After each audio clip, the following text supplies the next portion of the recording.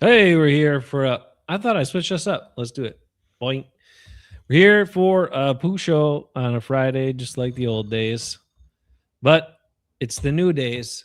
But some things don't ever change, Ben. Like the Packers making the playoffs. Here we go. We're in the playoffs We're again in the already. playoffs, not because we're good, but because everybody else sucks. Oh, yay. NFL's got to be so bummed. They got all these big. It's tried to set up all these games for at the end of the season to be a big deal, and then None of them matter.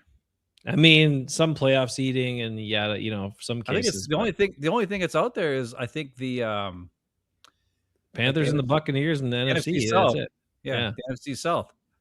That's the only thing that might be up for grabs. Oh, nice. And the AFC, there's a little bit of AFC is a little one bit. spot's still open, but the Texans are pretty much going to get it.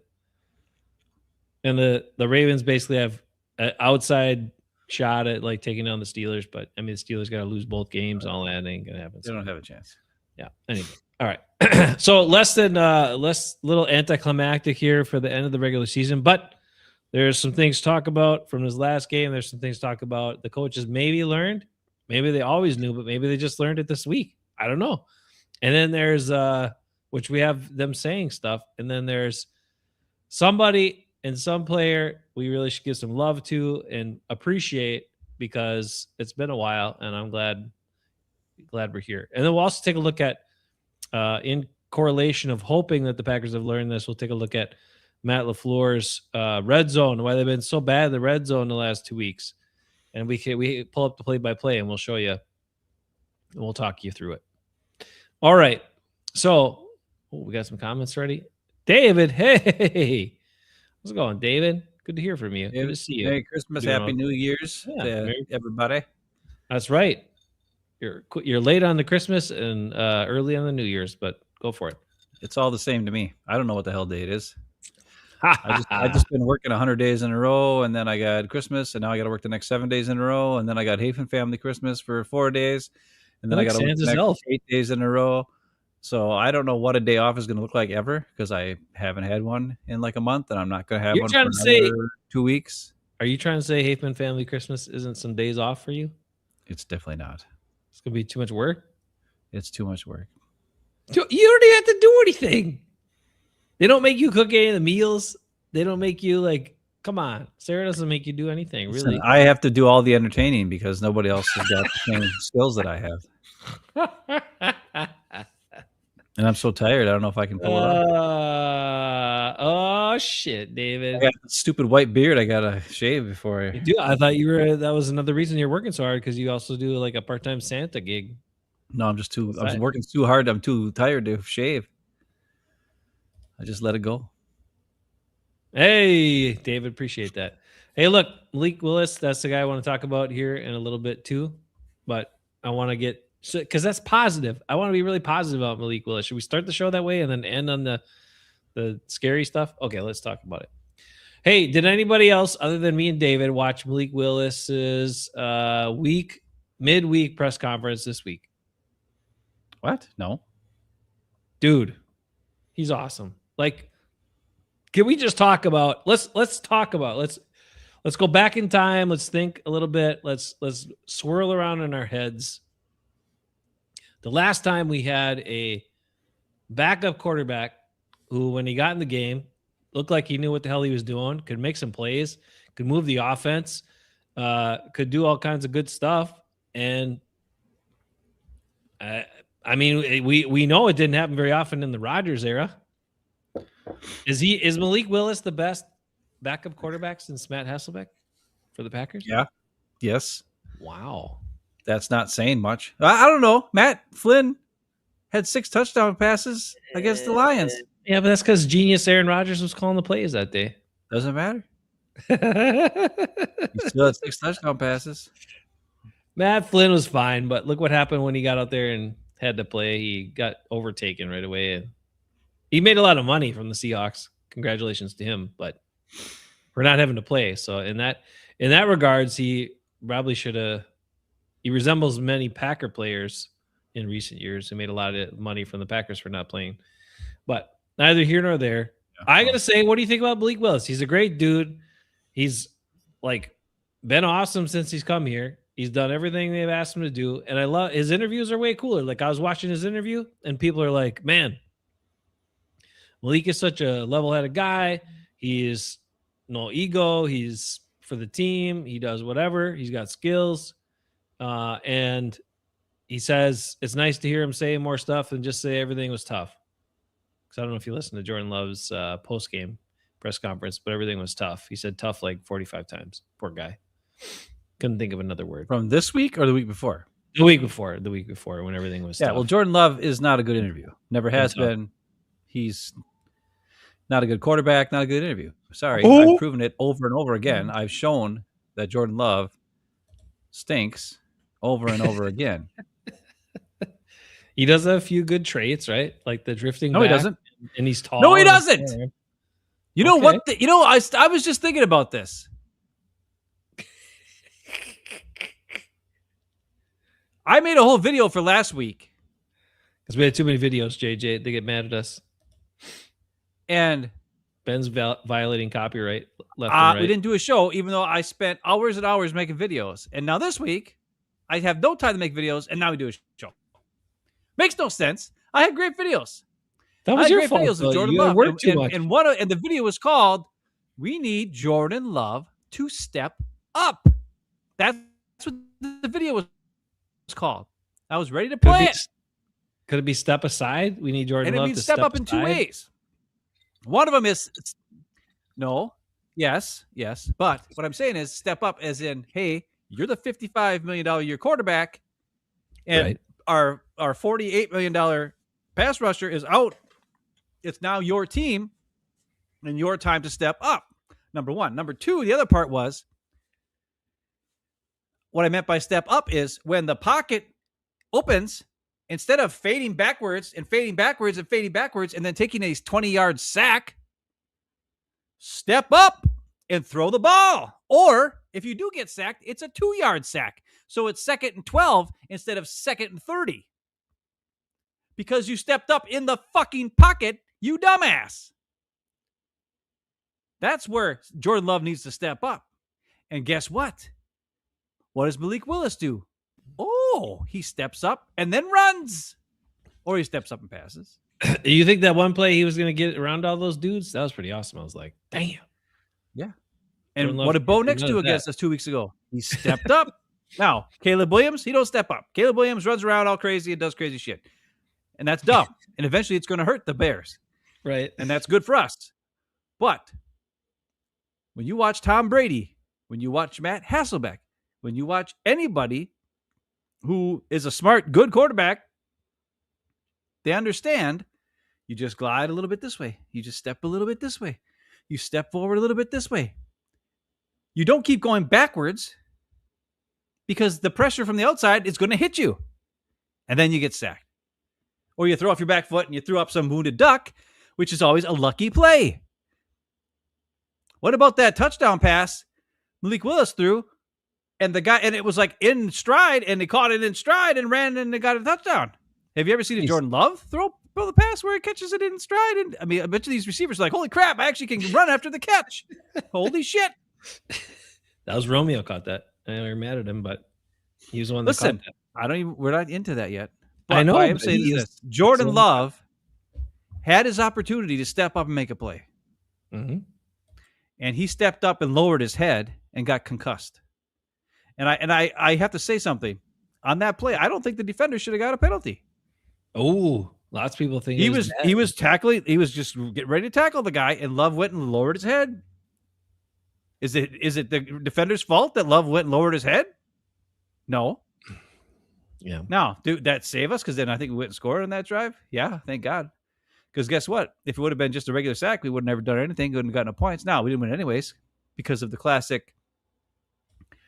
Matt LaFleur's? No, not Matt LaFleur. Oh yeah, it's Matt LaFleur. It's all Matt LaFleur. It's just dumb stuff that kept happening. But that's all I'm going to say. I am done. I'm officially done with Jordan Love. Done? Done with him. Dude, what are you going to do? He's the quarterback for the next forever. I guess I'm not a Packer fan. Oh, jeez. I can't be a Packers fan if that guy is the quarterback. Now, if Malik Willis is the quarterback, maybe I could get behind him. He's less douchey than our last two superstar quarterbacks. I don't care about douchiness. I care about winning games. That's terrible. I'm starting to come around on Brett Favre now after all these years. Because you know why? Because at least Favre would freaking drill that son of a gun in there. He would. He'd take a shot. He would take a shot. And I hated Favre. But you know what? Yeah. The guy who had grit, he never got hurt. Well, he got hurt, but he never came out of the game because he knew that if he did, he'd lose his job. Yep. So he kept playing and kept playing and kept playing. And he did some crazy stuff. Did it cost us some games? Yes. But I'll say this. When his teammates were on the field with him, they knew we have a chance to win every game because this guy might do something that elevates the team. Same thing with Aaron Rodgers. If you were a teammate of Aaron Rodgers, you thought, hey, we can win this game as long as we're not behind in the third quarter by 2 touchdowns because he's not going to try anymore after that. But if it's before that and we're down by 2 touchdowns, or if we're only down by 1 touchdown in the fourth quarter, there's a chance we can come back. But we all know Aaron Rodgers, he's not a comeback guy. No. He's no Matt Stafford or Bo Nix for that matter, or Caleb Williams for that matter. Caleb Williams has more comeback victories in this season than Aaron Rodgers had for like 5 seasons in a row. And that's kind of sad. Now, we did score a crap ton of points with Aaron Rodgers during the beginning of his career, and that's why they were never behind, and that's great. But if you were a teammate of Jordan Love, would you have trust that do you believe you're gonna have a chance to win every single game with that guy as your quarterback? No. You had to trust that maybe you have a chance to win every single game because you have Jeff Hafley as your defense coordinator, and you had Parsons as your pass rusher guy. But now we don't have half of that combo. We only have the half part. We don't have the Parsons part. So how can these Packer players believe in their team when you can't believe in your quarterback, your highest paid guy? And that's a Goody problem. There's a lot of Matt LaFleur. All these are Goody problems. Okay, Goody problems. That's fine. I understand the roster is like diminished, depleted. I get it. With all the injuries and Goody didn't, the same sort of thing earlier where one of the previous weeks where Matt LaFleur was talking about all these receivers coming back and then what are they going to do with all these receivers and blah, blah, blah. And he's like, oh, it's a nice problem to have too many of them that you have confidence in. And I'm like, is it where you could have had some other better depth at other spots and stuff? But whatever. Anyway, it's beside the point. Yes, Goody has a problem, but this last game they lost because of Matt LaFleur. The last 2 games, the red zone problems are Matt LaFleur. It's not the players. However, maybe fine. I don't know. I haven't watched the. Let's finish on something positive with Malik Willis here because this actually leads into a little more quarterback discussion, and then we'll go on to what happened and some other stuff. Okay, Malik Willis, I like him. Right, so Malik Willis is just an awesome dude. If you didn't watch his press conference by his locker for the middle of the week, go back and watch it. He's an awesome dude. He just sound like I would like to be his friend. I want to know the guy. He just sounds like an awesome dude. Been through some crap. He deals with it well. He's appreciated his time. Everybody's talking about how after this year, there are plenty of teams. I saw starters in the NFL, quarterbacks starting these last couple of weeks. Someone should want that guy on their team and give him a chance to be their starter. But he came in the game. He just looked like he knew what he was doing, and he led the team. Made some crazy plays with his legs, threw the ball very effectively, took that one bad hit, which sucked. Yeah, he had the fumble on the thing, but that wasn't, whatever. It sucks. Fumble was bad. Was it his fault? I don't know. Who knows? Fumbles are dumb, especially in the center exchange. Listen, we don't know what's going on. But this last game was very similar to the NFC Championship game of 2014.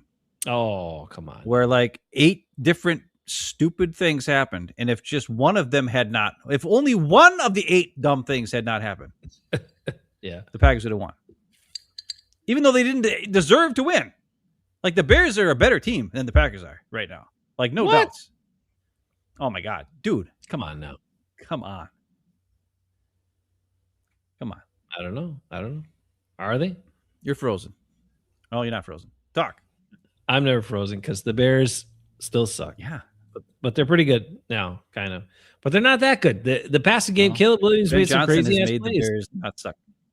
That's fine. But Caleb Williams still had a lot of issues throwing the ball accurately from the pocket. It's not just that though.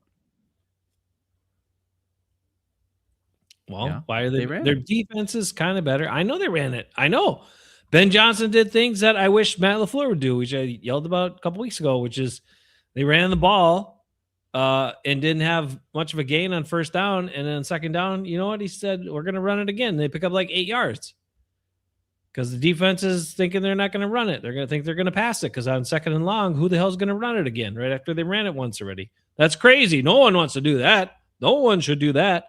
Yes, they should. It's dumb. Anyway, I'm just glad for the first time since Matt Hasselbeck and sort of Matt Flynn a little bit. We'll give Matt Flynn a little bit, but I'm saying Malik Willis is our best backup quarterback since Matt Hasselbeck, and it's nice to have a dude when your starter goes out you feel still good about. You don't feel like the game's over. You don't feel like, oh crap, we're totally screwed. So, dude, I thought we had a better chance with Malik. Well, Willis I know that. Me too. Especially because he can run. Especially because he here. Well, Matt LaFleur. This leads right into it. It's perfect. It's perfect. Matt LaFleur was asked, about Malik Willis coming to the team, about what are his, what has he grown so much with, and yada yada yada, and all that.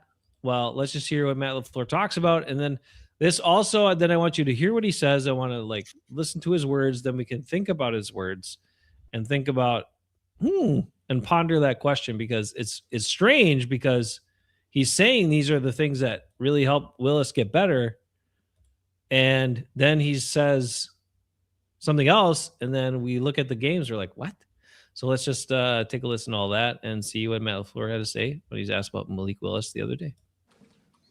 When you were talking about Malik's footwork yesterday, what exactly needed refinement when he first got here, and how much better is it now? I would just say the consistency at which he and the rhythm and the timing, and I just really dialing in on.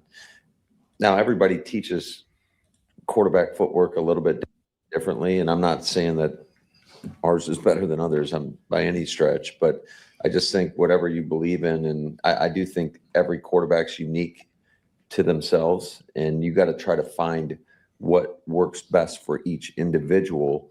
However, it still has to fit within the framework of the timing of the play. So I would say that we are a little bit open-minded in regards to not necessarily having everybody be uniform at that position. Now it's great if they are, and our guys right now are, but we've coached a lot of different guys a lot of different ways. So, but I just think the consistency, understanding where his eyes need to be in relation to what his feet are telling him. I think he's put a ton of work in, just trying to stay a little bit more balanced when he's in the pocket. Especially one thing that you see is pretty common amongst many right-handed quarterbacks is they'll tend to, when they're throwing left, tend to get a little bit off balance, and that can have some accuracy issues.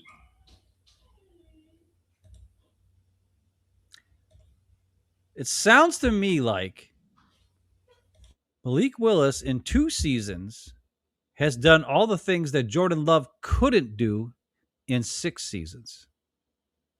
Does that sound kind of what that translation equals? I was really confused hearing the balance and the footwork, and how I was like, what? Yeah, that's what it sounds like to me too. And I'm like, why? What do you think, Matt LaFleur? Truth serum, Matt LaFleur. What do you think when you watch Jordan Love's tape? What are his feet doing, and his feet telling him, and his eyes that look, and the timing of the play, and the whatever? Come on, man, come on. I don't know. Wild, right? To hear him say all that stuff, and then watch and think back what we've seen from Jordan Love. And Matt LaFleur talks about it all the time. Malik Willis even said he was hardest on him right away about, and I think LaFleur said it earlier too, about his footwork, getting his footwork right, and and how the footwork is so important. He says it all the time. Well, wow. Then why doesn't Jordan Love have to do the footwork? I know. That's what I'm saying. That's what I don't get. It's like this isn't a thing where, how whenever you have a superstar, right? The superstar gets leeway. They can kind of do whatever because they're the superstar. Mm-hmm. It's almost like Jordan Love, because of Brett Favre and Aaron Rodgers and the whole drafting and then the sitting and then the playing and then the drafting and then the sitting and then the playing, was just expected that this guy is going to be a superstar because, oh, we already did this once or twice. So now the third time, it's just the way it is. And he gets superstar treatment when he hasn't earned it. Mm-hmm. And I'm not saying superstar treatment from the NFL, because you can ask anybody in the NFL who the top quarterbacks are in the NFL, and Jordan Love is not among them, because he is not. Anyone would have a brain anyways. But what is true is he doesn't do what he's supposed to. Aaron Rodgers changed his entire mechanics from coming out of college to what he did to the NFL to become the best version of himself. Malik Willis, in less than a season and a half, because he didn't show up until September last year. That means he's only been around for a year and 3 months as a Packer. In a year and 3-4 months, he has developed better footwork and better mechanics and better understanding of the offense than Jordan Love in 6 years. How does that happen? I don't know. Did you hear how many times during the broadcast Tom Brady talked about How good his mechanic? Yes. Yeah. It's like, look at him. Yes. He didn't say that about Jordan Love. I know. I know. Well, when Malik Willis was in there, Tom Brady mentioned many times how good Malik's passes were, how good his mechanics were, how good his decision-making was. All those things, yes. And I trust Tom Brady more than Matt LaFleur. No offense, Matt LaFleur, but Tom Brady's got 7 Super Bowls. You got nothing. So, yeah. It's wild, bro. It's wild. So all right, wild. JJ McQuaid he's concerned about our offensive line. It's the second comment about how our offensive line sucks and how Chicago's got better offensive line. I think trading a good O-line, and we ain't really exception of Tom. Oh, with the exception of Tom. Yeah. First of all, here's your problem, JJ McQuaid. Chicago didn't draft a good offensive line. They signed guys this year in the offseason to make their offensive line. We did too. We signed Banks. We signed one guy who sucks. Goody. Oh, yeah, we drafted Jordan Morgan, who sucks. Goody. Oh, yeah, we drafted Elton Jenkins, who kind of stinks, and then we forced him to play center when he's not even a good center. Dumb. Then Zach Tom got hurt. We had no choice but to play Kennard. Belton, we had to put at guard. Why? Because we let John Ryan go a long time ago, and we let Lucas Patrick go a long time ago, who we could have signed them for like a 4 or 5 year deal for like almost nothing, really, if you think about it. And they would have been solid guard, a solid starter at guard for 10 years on the team, a guy we could count on, another Josh Sitton, another TJ Lang. But no, let John Runyon go. And why? Because that last year when John Runyon was here, we had to split time with Sean Ryan, because Sean Ryan was going to be taking over his spot. And then what do they do the year after that? Oh, well, Sean Ryan, you got to split time with Jordan Morgan, because Jordan Morgan's going to take your spot. Except Jordan Morgan couldn't take his spot. And he couldn't take Rasheed Walker's spot. And he couldn't even take a spot after guys got hurt. He's not even starting now with Elton Jenkins, Zach Tom, both hurt. Jordan Morgan still can't see the field. And why is that? Goody. That's the problem, McQuaid, JJ. It's Goody. It's not the Bears that they're better at drafting and better at signing. They have an actual GM who's not an idiot, because what was his first move? He signed Lucas Patrick. He wanted to get better offensive lineman. He wanted a better offensive lineman who was smart and solid. Now, is Lucas a game breaker? No. But for a team who had no direction and was a complete disaster, now, did they know, did the general manager know that the Eberflus was going to hire offensive line or offensive coach like Luke Getsy, who had no clue what the fuck he was doing? He didn't know that. But he knew Lucas Patrick would be a great leader for the offensive line to help those guys get situated. And we don't have that. And we don't have a leader. They've invested a lot in their offensive line since Poles has been. The Packers have too. Have they? They signed Banks for how much money? They drafted Jordan Morgan in the first round. They signed Elton Jenkins to a big deal. They just re-upped Zach Tom. But they do it the wrong way, like we talked about it. Zach Tom was a good move, but I know, but they draft the tackles. Always got to draft tackles, and then hope they're going to find a spot to play him at. We've talked about this for years. It just doesn't work. Did you see the Pro Bowl this year? Did you see who made the offensive line for the AFC? Quinn Miners. Did you see the Pro Bowl this year? Did you see out of the 4 starting cornerbacks for the NFC Pro Bowl, did you see 2 of the names on that list? I'll give you a hint. I didn't actually look at it. They're yet. both guys the Packers could have drafted instead of Jordan Morgan. I can tell you that because they're both fucking Eagles. Second-year corners. And Cooper DeJean and Quinyon Mitchell. Either one of those 2 guys, the Packers could have drafted instead of Jordan Morgan, and they did not. And we wouldn't have the corner problem that we all have, which we should get into. And we also wouldn't have the offensive line problem because we wouldn't be worried about trying to force a guy who stinks into the starting lineup when the guy can't play. We would have an awesome corner starting on the outside, kicking ass. We would have never had to sign Hobbs. We would have money to give to guys who deserve it, like Rasheed Walker or even Sean Ryan, who's doing good this year.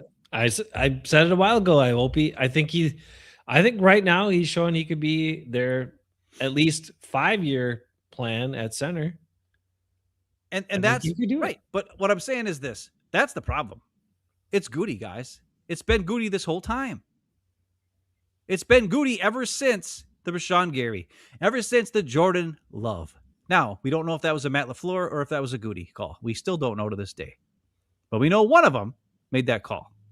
We know that Matt LaFleur did go and visit Jordan Love and see him play in the summer before the season started that year. We do know that. Okay. We know that Matt LaFleur liked Jordan Love. And had we drafted a good player who could help us, a wide receiver or a defensive player, that season, we probably would have went to the Super Bowl and won that year. But instead, we drafted a backup quarterback who didn't see the field and didn't help us win games, and we lost to Tom Brady in the NFC Championship game at home. And now, what did I just say? Look at the Pro Bowl players all guys that you and I doing live draft shows. Cooper DeJean, freaking Quinyon Mitchell, Quinn Miners, freaking George Pickens. Name a bunch of guys who we all wanted and were there for the taking at our pick at a position of need, for God's sake. And any of those last 4 drafts, we could have any one of those awesome players who are now all Pro Bowlers, and some of them are multiple Pro Bowlers, and Quinn Miners for existence. And yet Goody takes his genius Jordan Morgan and his LVN and his LVN. Way Walker and his all these guys who should not have been drafted where they were. They're not, because he's smarter than the rest of us. Yeah. But he's not. He's not. And that's the reason, everybody. That's the reason why this team has one Pro Bowler and he's now out for the year. Their one Pro Bowler is a guy they traded 2 first-round picks for and gave $45 million a year to. They gave up the most investment to get one Pro Bowler from this team. Think about that. One Pro Bowler. And now everybody's wondering why we couldn't have got Rashawn Gary off in that trade too. Made him part of that deal. Yeah, well, I don't know. But the bottom line is Goody is the problem. Goody is the problem. Hey, you know something I heard watching the part of the Chargers game this week? Announcers talking about how Jim Harbaugh, this is like one of his favorite teams ever to coach because his best players are also like his biggest leaders and team guys and all that sort of stuff. And Derwin James was mentioned multiple times. Don't even get me started. Yes, this goes all the way back to the first Goody draft when Derwin James was sitting right there at a position of need because we had Clinton Puke. You don't think that's a need? It was a need. Derwin James was a need. And instead, we trade back, get another pick, which turned into, Darnell Savage, another genius move by Goody. And then we trade back up after Derwin James is drafted and take Jair Pukey Alexander, who, of course, isn't even in the league anymore because people can't stand him. He should have been in the league for the last 2 years.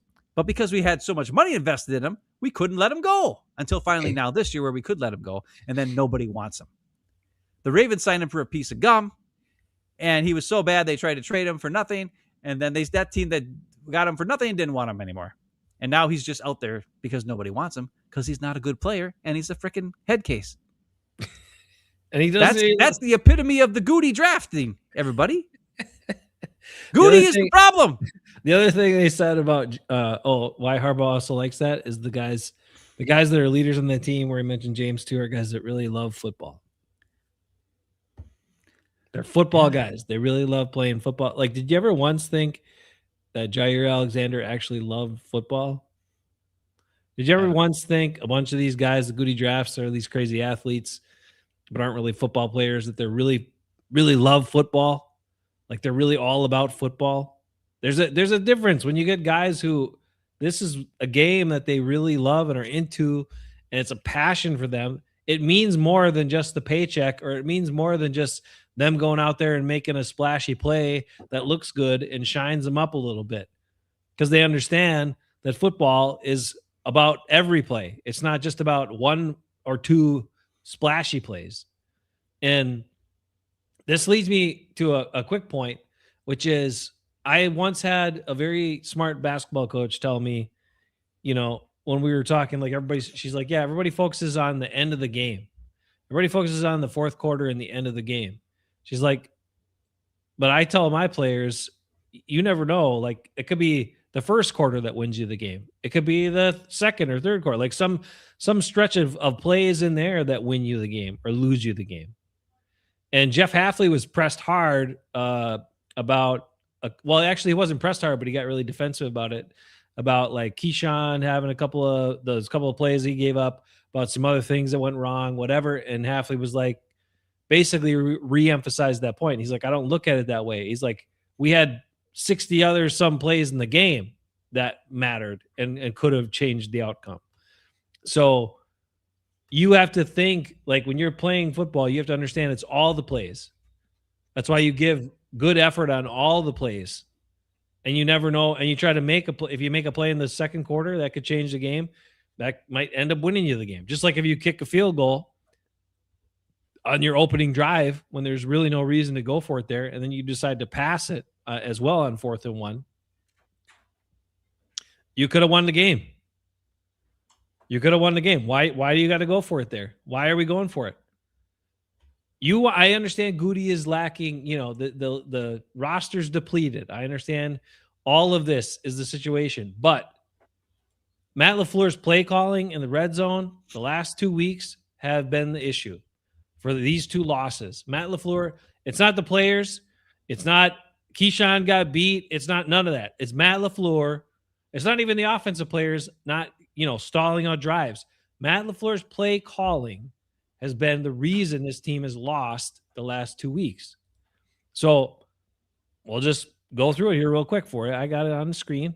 I don't know if anyone else dives into this stuff as much as I do sometimes, but you can. You can actually find on the Packers page, you can go to the Game Center and you can find like this whole thing here. I'll put up on screen and you can see it. But you can go to the Game Center and you can find this whole game day thing. And it's got all the scoring stuff, blah, blah, blah. It gets you. So it's the NFL League game summary.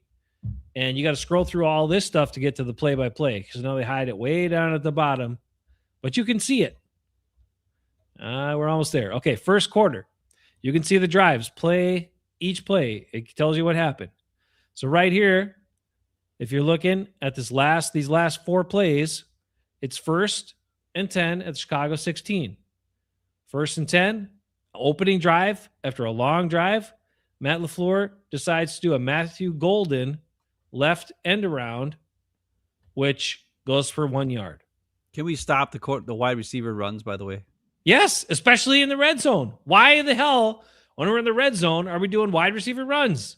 It's Matthew. They average roughly 2 yards per carry but they run for like 35 yards. But it's all laterally across the field, right? And they're always because our receivers can't block. the defense is faster than us and better than us, we can't sustain a block. We need to do double team blocks and move the line of scrimmage. That's how you win games in the running game. If you want to get 2 yards, do it that way. Because there's less likely for you to lose 5-6 yards. It's crazy to me that we would do that. And also, if you think about in the red zone, right? Guys are going to be up tighter, right? Even the safeties they don't have to worry about covering as much field or going back as far. So they can trigger on it and attack the play and make, you don't have enough blockers to account for all that. And then when you have a receiver who's not used to basically reading holes like a running back would, or trying to find a crease to cut the ball up like a running back would, you have a guy who's just literally trying to get to the edge, to the outside, yes. And then they just run out of bounds because they're trying to get to the outside every time. There is actually a lane that they should cut in, and they would get 4 or 5 more yards. Right. But they keep running. You're right. When you watch the Matthew Goldens and the Savion Williams, they just keep running and running to the sideline. And then what? You think you're going to just run up the sideline? You just cut away all your escape routes.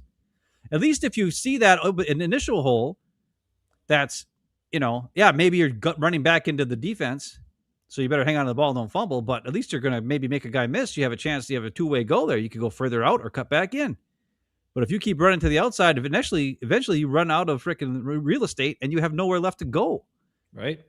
And you get a 2 yard, you get 2 yards when you ran for 35 across the field. It's dumb. I know. Well, then this one on second down, they actually did hand off to Josh Jacobs. He only got 2 yards. Then Love tries throwing. That doesn't work. And then, he got like 6 yards and it was 4th and 1. 4th and 1 at the Chicago 7. We decided to go for it. We're not going to kick it. And instead, we're in shotgun with a quarterback who is no threat to run.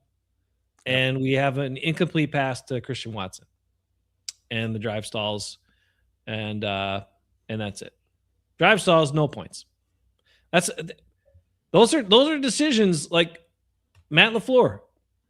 Like, give your running, if you want to run the ball, which you should, then give the guys who are good at running with the ball chances to run the ball. And when it's 4th and 1, why the hell wouldn't you run the ball? Now, I have issues with sometimes the way the Packers try to run the ball when they're inside, and we'll just touch on that briefly. But let's go to the next one here just real quick. All right, so the next one, we're on a good drive again. Here we go. And then we're 1st and goal at the 9. 1st and goal at the 9. First down, we're no huddle shotgun. Jordan Love pass to Josh Jacobs for 4 yards. Okay. Then 2nd and 5, second down from the 5-yard line. Jordan Love tries to throw another. This is a backward one. And so, this one says Jordan Love fumbles and aborted. Chicago. Oh, that must have been the one he lost. Okay. Then we have a shotgun again and Love. So 3 shotguns, shotgun, and then we kick a field goal. Okay. So that's Matt LaFleur's play calling, guys. Like, I don't care. Run the fucking ball, especially when you have an opportunity and you got guys who are running it pretty good that day. Like, run it. And I know Jacobs had the fumble. I know. But he didn't even fumble yet in this game, and we're still talking about these dumb play calls. Then we go for this other one. We're taking it all the way in here, right? Long drive, bunch of time of possession, blah, blah, blah. 2-minute warning. Okay. Malik Willis comes in. And here we had Malik Willis came in. We got Wilson, who was running really good, picks up 4 yards. Here's we get to the 20. Now we're inside the red zone with just over 2 minutes to go. 2nd and 6 from the 19. Emmanuel Wilson runs off right tackle for 14 yards. Then we have a 2-minute warning. Then it's 1st and goal from the 5, and we do a pass, which is incomplete. Then we have Josh Jacobs run for 1 yard. Then we have another incomplete pass to Christian Watson over the middle for some reason. And then we kick another field goal. So Emmanuel Wilson runs for 14 yards. Then we're going to pass. Then we're going to bring Josh Jacobs in for whatever reason. To give him a touchdown. And then we're going to pass again. And then Wilson was in on that entire drive, moving the ball. And then when they got in the red zone, he brought in Jacobs so that he gets another touchdown. Because they wanted Josh Jacobs to get all these touchdowns to look like a star because they paid him all this money. He's not a star. He's not a star. He had one good run this year. One. All right. Then we have our next drive in the third quarter. We're coming in, doing some good stuff. We've got 1st and 10 at the 14. Josh Jacobs gets 5 yards. So now it's 2nd and 5 from the Chicago 9. Malik Willis runs for 4 yards. Good. Then we have Malik Willis up the middle for 1 yard. So he must have scrambled that one to get away. And then it's he got the first down. It's 1st and goal from the 4. And then Josh Jacobs fumbles. So that's not Matt LaFleur's fault, but we actually had some decent plays in there by the quarterback. But that was one of the few times we didn't do all that dumb See, shit. that's the sad part. Nobody's talking about the Josh Jacobs fumble. It was a big fumble. It was bad. Yeah, And that's at least 3 points you lost. I know, but instead we're talking about Everything else. everything We're else. talking about Keyshawn Romeo Nixon. Dobbs Yeah. and Keyshawn Nixon. Romeo- Those are the two guys everybody's talking about. Yeah. Yet Josh Jacobs fumble and he's not good. It was a bad Jordan fumble. Love hurt and Malik Willis actually moves the ball because he actually had Can you imagine if Love wouldn't have got hurt in this game? He Yeah. would have got creamed. It wouldn't have even been close. Yeah, because we wouldn't have gave it to Emmanuel Wilson as much. We'd have passed more. Just like the week before, we threw it 40 times and ran it 16 times as running backs. That's it. Yeah. I mean, I don't know. it's the play calling is a huge issue. And Listen, at least we're also- not Vikings fans. I know. I mean, or Lions won. fans for that matter. Vikings That game won. yesterday was one of the most ridiculous things I have ever seen It was ugly, right? in my life. Did you see that game? I didn't get to watch most of it. I saw a little bit of Okay. it. but Well, I not- mean, I spent Christmas with Viking fans, so I know. I watched the whole game, and I got to tell you, bad, right? I don't understand how Max Brosman or whatever, the guy that they got playing quarterback now, 'cause, Yeah. AJ McCarthy got hurt. Yeah. He can't do anything. Like nobody's open, but like he just throws it away or gets sacked every play. Like it's just ridiculous. And Aaron Jones was doing really good, and then he got hurt.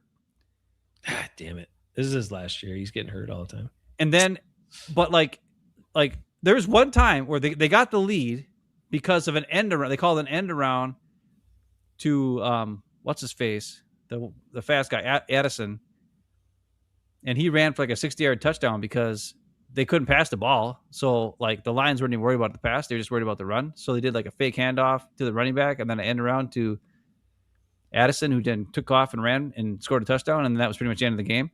And then the next drive, the Vikings, Brosman actually threw a pass that was caught by Justin Jefferson for like 8 yards for a first down, and the fans went crazy on an 8-yard catch for a first down because that was the first time they got a first down in the passing game, like the entire game. They couldn't move the ball, they couldn't do anything, and the Vikings defense was just like Jared Goff had 2 fumbles, 2 picks, played like dog shit like he always does when you pressure him because he sucks, and he always has sucked. And the Vikings took advantage of it and were awesome.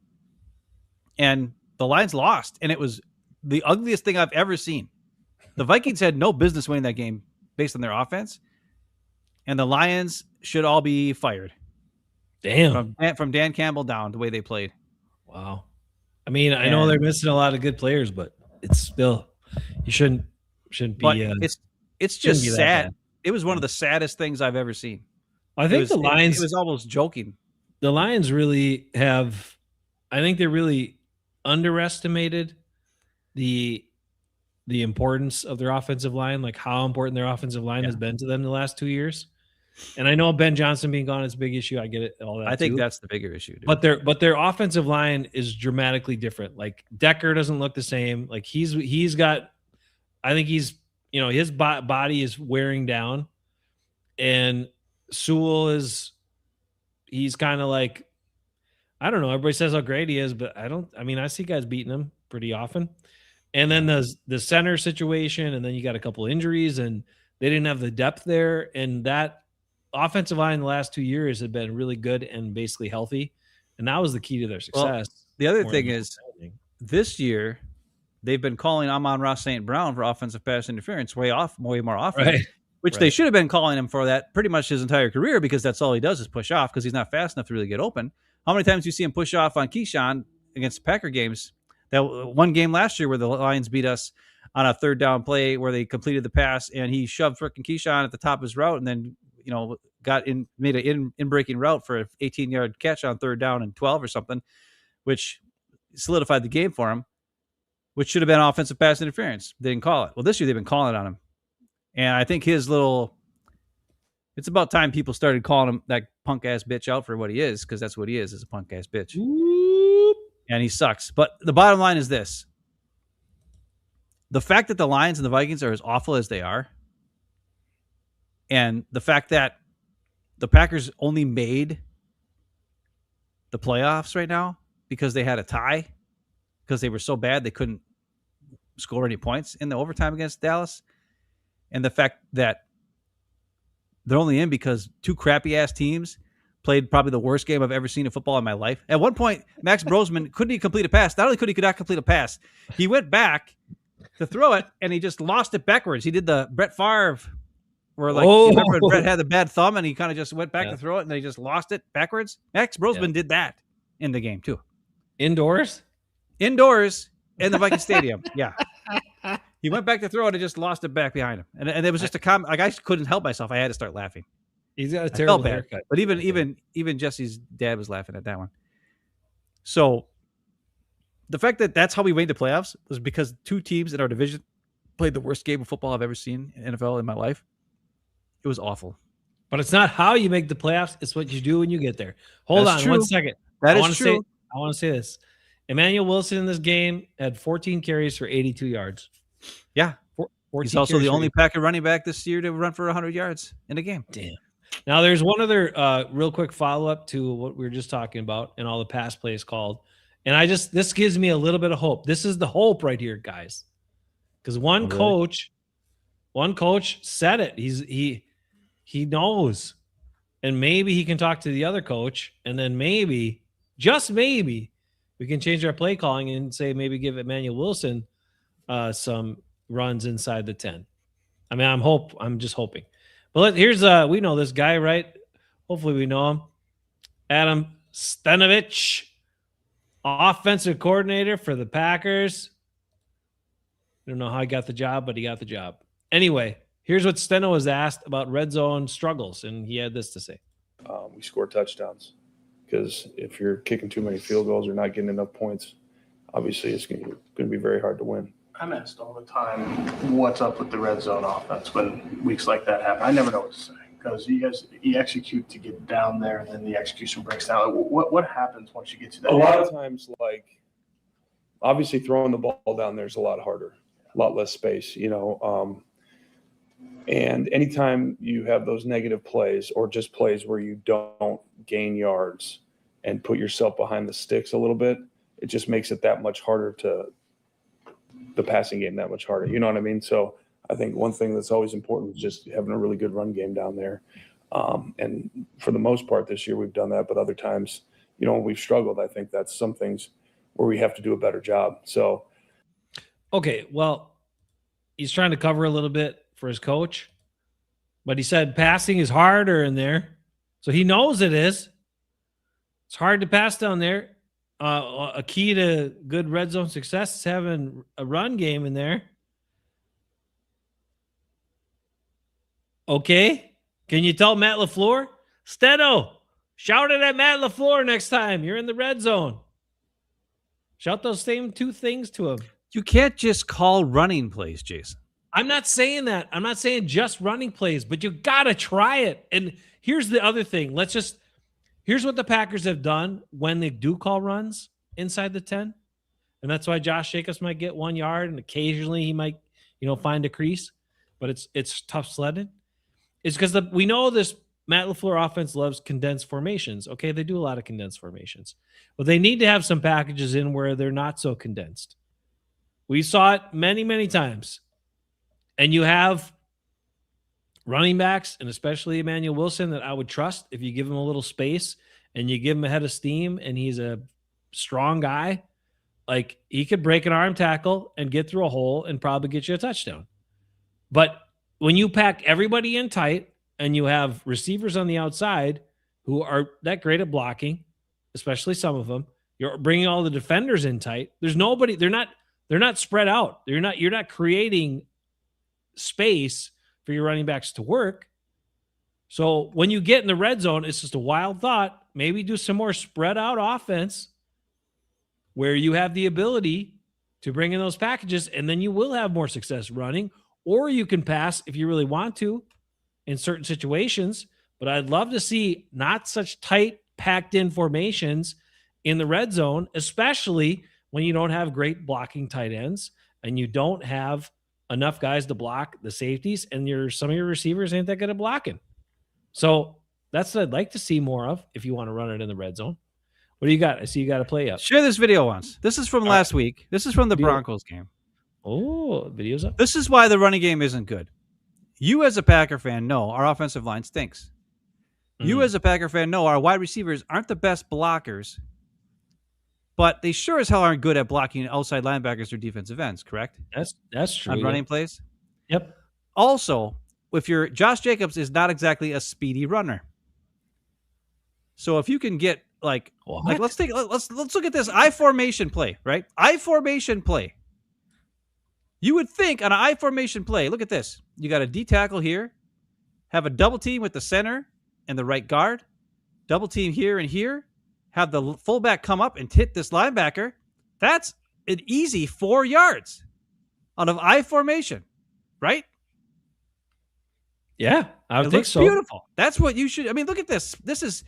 You got 5 guys to block 3. Just attack, move the line of scrimmage, move forward, especially when you're I formation. Yeah, and Josh, that's his shortest distance to run. That's great. Let's watch the Matt LaFleur running offense. Ooh, we got to go outside. First of all, I want you to watch what happens at the start of this play. We have Rasheed Walker, who is our left tackle. Not only does he not help to chip on this defensive tackle, he ignores the defensive end, and it's Christian Watson's job to block the defensive end. Now, you might be thinking, well, Ben, this is a play to get to the outside and attack. The outside, yes. That would be great if we had a fast running back, but we have Josh Jacobs, who is neither fast nor good. Then Sean Ryan, instead of helping here, just goes to the next level, and this guy penetrates, and Banks can't handle the D tackle, and Ufunga, the crazy guy, is not blocked by anybody because Jade Reed goes in motion, and they think that somehow that's going to make him not look at the running back. I don't know. So just watch Rasheed Walker. Look at him. Rasheed Walker touches him with his hand. The D tackle then runs forward. Here, Christian Watson has to somehow block the defensive end. You got Sean Ryan, who ignored everybody. You got holding here on Belton. Look at where his hand is. You got holding here on Banks. I think this might be Zach Tom, but it might not be. He's fallen over. And you might be saying, this looks pretty good, right? If Christian Watson can steal this edge, we're going to have a blocker up here and a block. See, Matt LaFleur is kind of doing the Goody, right? Goody drafts in the first round. He drafts a talented guy who maybe doesn't know about football, but man, the possibility of a superstar. And this is the possibility of a huge running play. If everything works perfect and everybody blocks perfectly and the defense just doesn't move at all and we just block the guy and he stays there, then yeah, the play will run great. But in reality, it's freaking dumb. Because guess what? Christian Watson can't hold this defensive end. He's already tripping up the tight end, and he's so far in the backfield that now the tight end can't get further up to help get in a good position. So now the tight end is 4 yards in the backfield. Over here, Banks got his ass kicked. Belton's guy is already past him, even though he held him. And now we got 2 guys up here blocking one inside linebacker. For what reason? It looks like that Jade Reed motion didn't work too good. And either. Jade Reed motion did nothing. And guess what? The fungus coming down and kicked the shit out of us. Because this is the play where he just blew us up.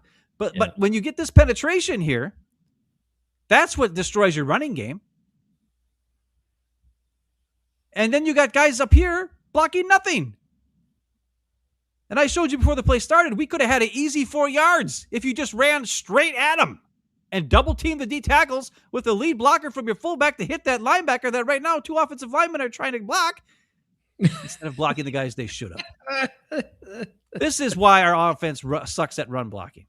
And then here, the tight end tries to take on Ufanga, who is an amazing player. signed from the 49ers. And not only does he blow up the block, he blows up Josh Jacobs, because Josh Jacobs, even though he has clear room to go this way and clearly enough room to go around, like here, just cut it right back in. It's obvious this guy's going low. Cut it right off him to the inside. And look at all these guys here. But Josh Jacobs just decides to run right up his ass like a dumb fuck and get tackled. So not only does our running game play calling suck, our offensive lineman can't block, and then this guy, Wiley, got hurt on the play. And Josh Jacobs just ran up his ass like a dumb fuck. And he's supposed to be a highly paid, awesome running back? No. Now let's take a look at this play. It's the same thing. It's another outside zone run. And what did we have happen on this play? We have an unblocked defensive end on the backside. You have a D tackle here. We could have Sean Ryan double team along with Banks. You could have a double team here and here, or just a single block and a single block. But this play is not as good. There's 5 guys here in the box, and there's only 5 guys to block these 5 guys. Plus, there's an extra guy out here. Why would you run this play? Why would you run it all? This should have been changed to a pass. But not only that. Watch here. Sean Ryan doesn't even attempt to help with the D tackle here. He immediately goes to double team here. And Banks is too slow off the ball, and the D tackle already has an open shot into the backfield. It's just ridiculous. And Kennard did not move forward. He stood up and then stood there instead of attacking the guy in front of him. And Sean Ryan, I don't know what he's doing here. I guess he's going to go help. But Banks got his ass kicked so bad that he has to hold, which they didn't call. But it didn't matter because Josh Jacobs gets blown up in the backfield. And that's the end of it. And we know that Banks sucks. How come the Packers don't know that Banks sucks? And now just for fun, I know this is from 2 weeks ago. Here's some fun. This is just for fun. Because I said I wanted to put this video together. So here we go. Here is the Rashawn Gary jogging plays. Oh no. Just for fun. Here we go. Rashawn Gary. Now this is half speed, so he's even slower than normal. But let's watch Rashawn Gary jog. I'm switching up the layout so it can't track us playing video too much. Whatever. No, okay. We don't Look at Rashawn Gary gets a pass rush on a running back, and instead of when he sees the quarterback going to the outside, he does a swim going to the inside like That's a complete fucking idiot. Well, let's see what happens. And then now watch. Look how fast he. Look at here. Look at him. Look at how he's not only okay. This is the part that bothers me the most. Watch how hard he works to get past this running back, and then look at how he stands up and he's just like, I'm not going to try anymore. And yet we got Colby Wooden running his ass off to try to tackle him. Now let's watch Rashawn Gary. This is the famous Rashawn Gary where he gets lapped 3 times by Micah Parsons type play. Oh, that was good. So you're going to see Rashawn Gary come inside. He gets the pressure from the outside. He's got this clear shot at the quarterback. And then you're going to watch the difference between a good player and a bad player. And just look at Gary. What happens? What would have happened if Micah Parsons wouldn't have been there?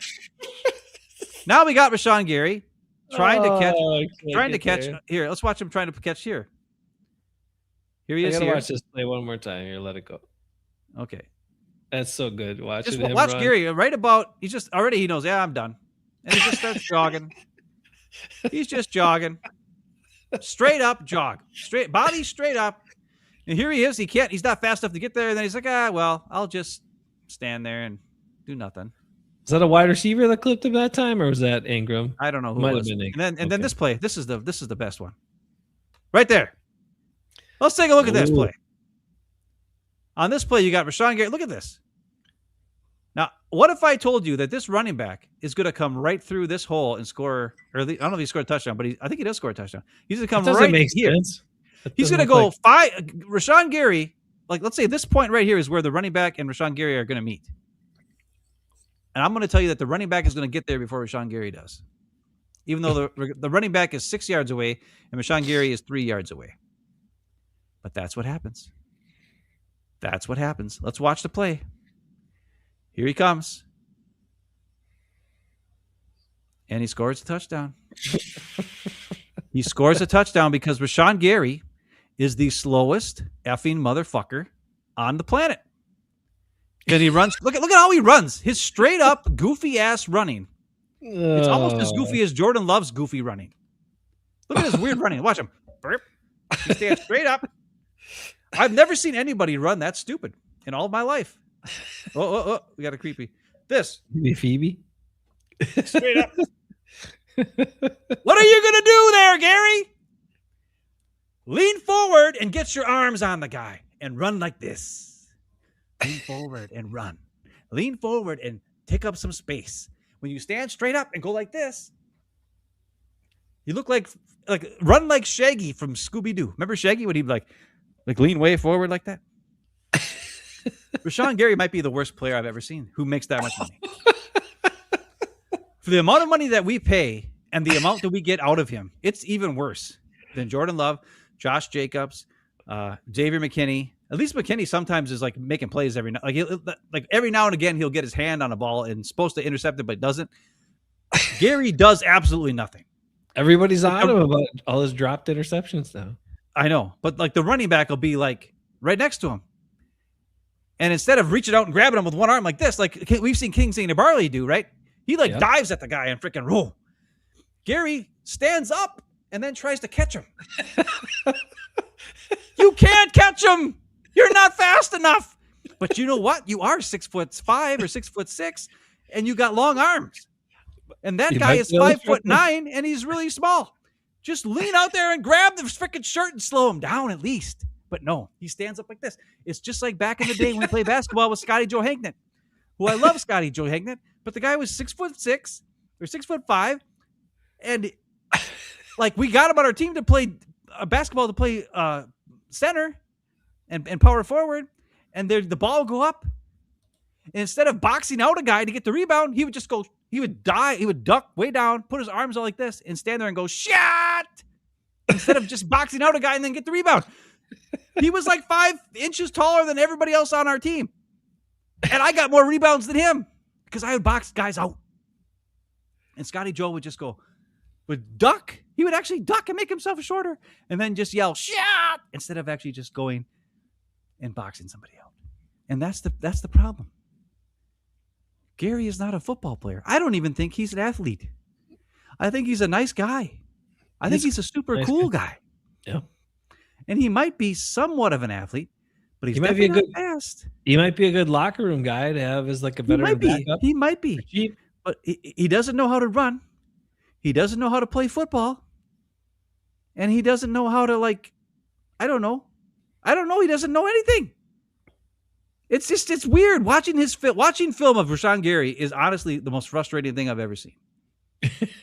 It's almost as bad as watching that Vikings Lion game yesterday. Because he looks like a beast too. He looks like a monster. He looks like he should, if you saw him and Micah Parsons standing next to each other, Rashawn Gary would be the guy you'd be afraid of. Because he looks like a freak of nature, giant monster human. And Micah Parsons looks like an athletic, ripped guy, but he doesn't have the size of Gary and the scariness of Gary. But he's not scary in any way. And it's really sad. So I just had to show that because I made those videos last week and I didn't get to show them. So I had to show the Gary jogging and the stupid Matt LaFleur run game. And now when you know the offensive line can't block, why are we calling these long, extended plays to the outside when none of our guys can sustain a block for more than a second? Just get on the defender, shove them forward, and try to get a yard or two moving forward. And maybe your running back can sneak through for an extra couple of yards. But when you try this crap and run into the outside and everybody get on a guy and hold your block for freaking 3 seconds, they can't. They can't hold their blocks for even 1 second. Stop it, Matt LaFleur. Know what your players can do and what they can't.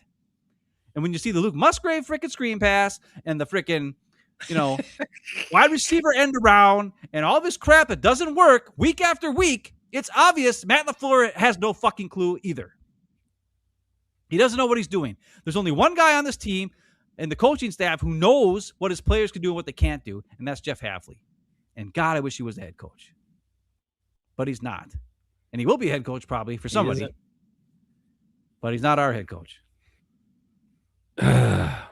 Man, I don't know what to say after all that, other than I do think Matt LaFleur talks about that shit all the time, though. He talks about like putting the guys in their best positions to be successful and blah blah blah. And like I don't know. I don't know what this team thinks it's gonna do at tight end. Tight end's a big issue now, and they love to run multiple tight end stuff. They're down to two, they only had 2 tight ends up for the last game. Like you No, love what to is run there multiple again? tight end shit. What are you doing? Like you got to have somebody else on the roster that can play tight end. You can't anticipate no injuries. Like, come on. They do so much blocking. They do so much stuff with those tight ends that there's a good chance that one of them is going to get hurt during the course of a game. And your other guy, tight end, is Luke Musgrave, who ain't good at blocking. So what the hell are you doing? Like, if you want to run your stuff, get some more tight ends in there for the last game. That was an issue too. They weren't prepared. So it's wild because there's so many issues, so many things. We talk about the players who make a lot of money who aren't producing. We talk about all these things happening, and somehow they're still in the playoffs. I don't know how.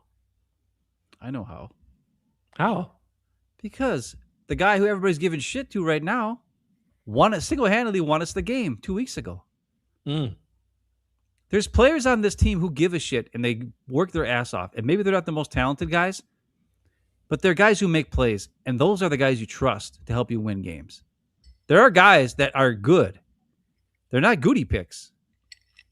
They're guys that the scout from down the hall found on another team or on some random squad. The Zach Toms, the freaking Evan Williams, the guys like the Zach, Sean Ryans, the Isaiah McDuffies, these guys, Keyshawn Nixon guys, even Valentine. Like, these are the guys who are out there making plays, not making any money, but making plays. And that's how we win games. The guys that Goody picked, name them all. None of them do shit. None of them win us games. Malik Willis, is he a guy that Goody picked? Luckily, he traded for him. I don't know how, but he came in and helped us move the ball last week. I guarantee you, Goody was not scouting Liberty. It was again, whoever's on that small school circuit or whatever, they know what the hell's going on. Like you said, they're probably the ones who have tipped off whoever that is in the organization, whoever that is. Hopefully Ed Policy is taking note and understanding like, oh, so all the best guys that we have come from like late round picks and these scouts who are, basically who's the person who knows what the hell's going on with that? Because that's the person you should make your next GM. I don't know. What I want to know is what happened to, so like, look at the Patriots this year. Oh my God. The turnaround. Yeah. Compared to last year. Mm-hmm. And also Elliott Wolf, who's been there for the last couple of years, ever since he didn't get the job as general manager and he got pissed and left. Yep. And then he went to the Browns, I think, for a little bit. And then he went to the Patriots for the last couple of years. He's helped build a team now with Mike Vrabel, of course, who's a great head coach. But he helped to build a team with first-round picks, building from the inside out, signing a monster defensive lineman to help that team away from the Bengals or whoever. I think it was from the Bengals. And the only good guy the Bengals had was on their D line, and they signed him away and went to the Patriots for a whole bunch of money. But anyways, did we choose the wrong guy? Should Elliott Wolf have been the guy we chose and not Gutekunst? But Gutekunst has been there for 25 years, and he's not a Nepo guy. So they were like, oh, he's a Nepo guy because he's Ron Wolf's son, so maybe he doesn't really know anything. He's only here because of Ron Wolf connections. I don't know. But it's obvious to me Goody doesn't understand talent. He doesn't understand what the video shows. What he does is he looks at numbers and he looks at measurables. And then he says, ooh, this guy has got measurables that are top percent of a player at his position. He must be amazing because of these crazy measurables. But he doesn't actually watch the film to know whether the guy can catch the ball or can find the ball in the air. Right? He doesn't watch the film to know whether the guy can get off blocks or has a speed burst after the initial pass rush. He doesn't watch the film to know whether the guy throws off his back foot too much when he's leaning backwards and just does whatever the hell he wants instead of actually running the play and throwing in rhythm and reading the defense. He doesn't understand those things. He just sees a 6'4" guy with a cannon arm who can throw laser beams off his back foot. That doesn't win you games in the NFL. It wins you on a play. You might win a play that way, but you won't win games that way.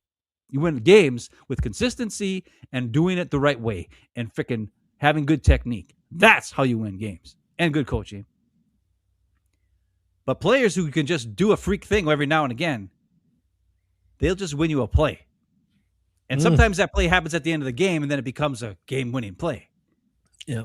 But like, if you have a player who's just solid and good technique and is consistent every single play, down after down after down, you can count on that and then design an offense or a defense around those players who are consistent and good in their technique and that at those positions, and then you have no worries, and then you can draw things up based on the fact that those other guys are so consistent and good.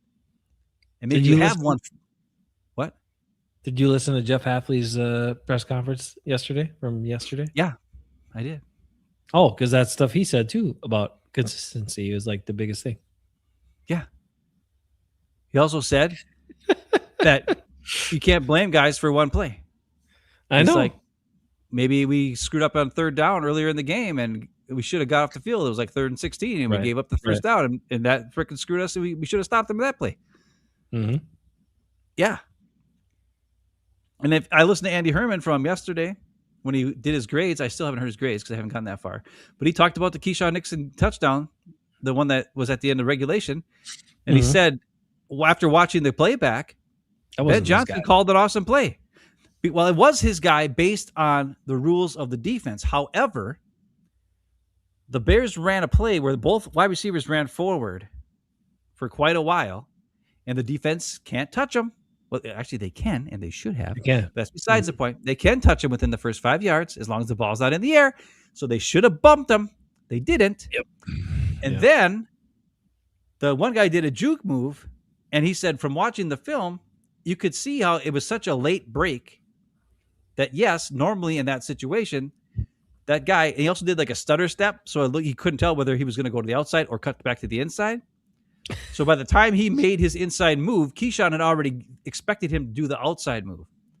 Plus, there was that quick pressure set up by Hafley. So Keyshawn, he thinks, Andy Herman said this, and I agree with him, he thinks that Keyshawn thought, oh, that ball's got to come out.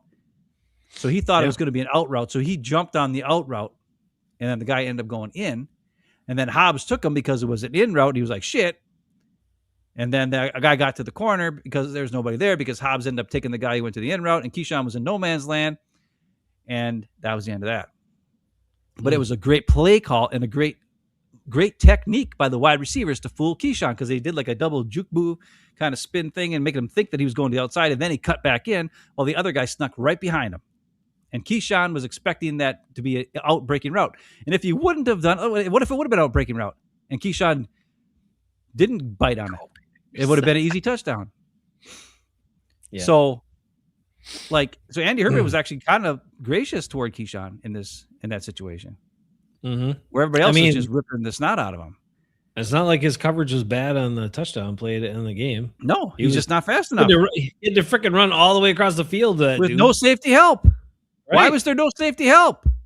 Well, I don't know. I would like to watch that play because I know this much. Evan Williams wasn't in the game. Could that be why there was no safety help? Where was freaking McKinney? I don't know. Where's the great McKinney? I don't know.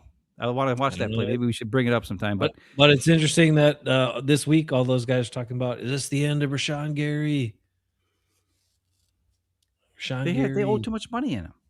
The end of Rashawn Gary happened before they even drafted him. When has he ever even been there? For there to be an end, there has to be a beginning. There's never been a beginning of Rashawn Gary. He had almost couple good games, and then they signed him to a big extension. It was the whole Jordan Love thing. He had 8 good games, and they signed him to the big freaking contract. These guys don't deserve it. Stop giving money away to players who don't deserve it. Jair Alexander.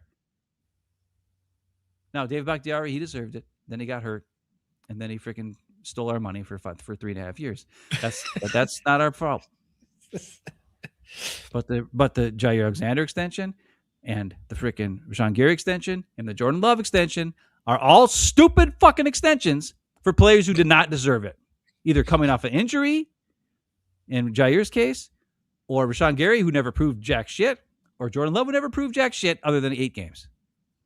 If someone else wants to pay him a bunch of money, let him. Let them. Right? I mean, We're fighting ourselves by doing that. this is stupid.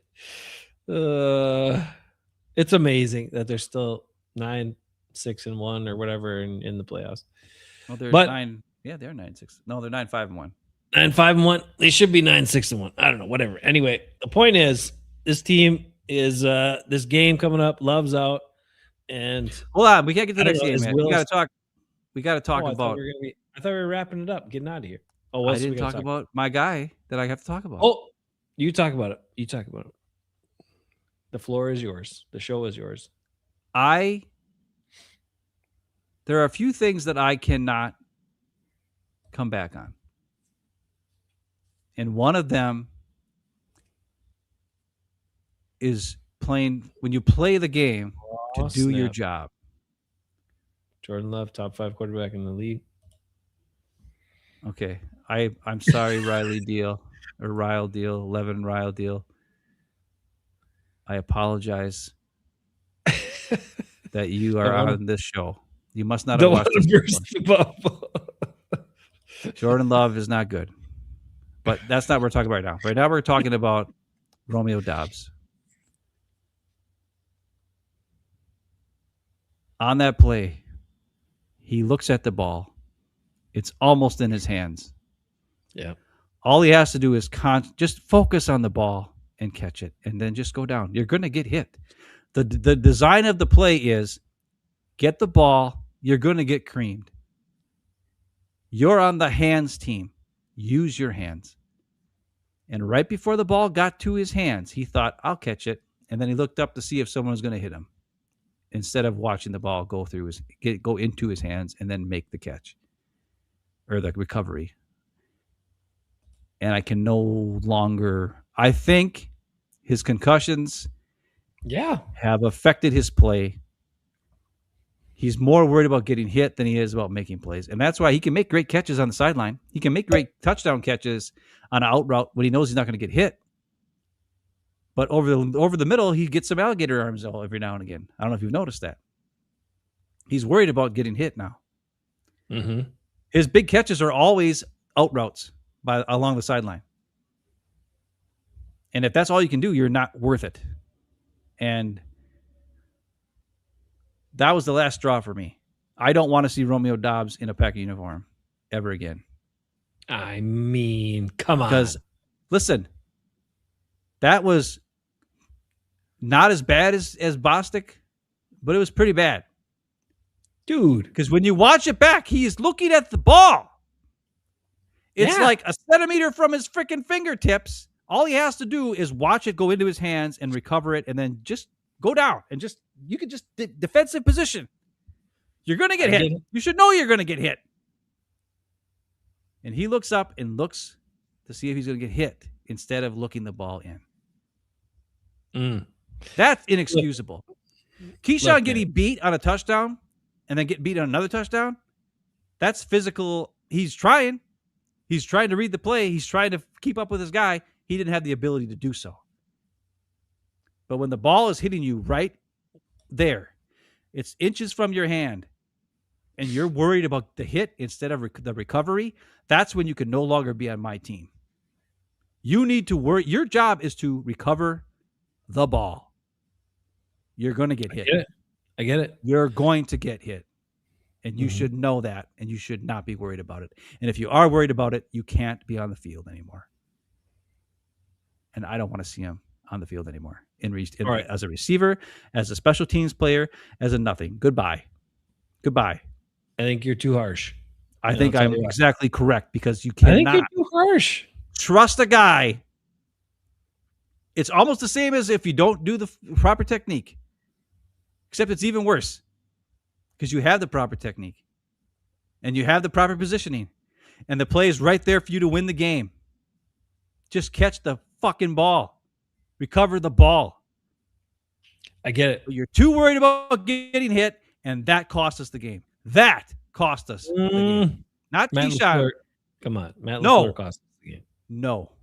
All the times. First of all, going for it on 4th down right away, and the way he did it, dumb. No. All the other things we went over, all the bad red zone calls, passing plays when you got to try to run it. You should try to all run those it. things come are on, true. All those things They are true. are. All those things, just as much as that cost us the game. Here's the But situation. the one difference is I can understand that play. what you can and- say is this. What's fair to say for you You're is wrong. this. What's fair to say for you is this. What's fair to say is I don't ever want to see Romeo in that spot again or on the hands team again. That's fair to say. To say that you don't ever want to see him in Packer uniform and on the field again when he's been one of the Well, most. what happens when it's receivers. what happens if we're in the NFC Championship game? It's 3rd and 8, and he runs a route on a third and 9 into the middle of the field, and Jordan Love sees him and throws the ball to him, and then right when the ball gets there, he looks to see if the linebacker's going to hit him, and then he comes back, and then the ball bounces off his hands, and then we lose the freaking NFC Championship game because Romeo Doubs was too worried about getting hit instead of making the catch on 3rd and 8, because that's going to happen. I don't know. That You will got- happen. You got other guys that can run those inside routes. Just let them hang out on the sideline. Here's the thing. No. I don't know why he's Not been catching. I don't know player. why he's been fielding punts.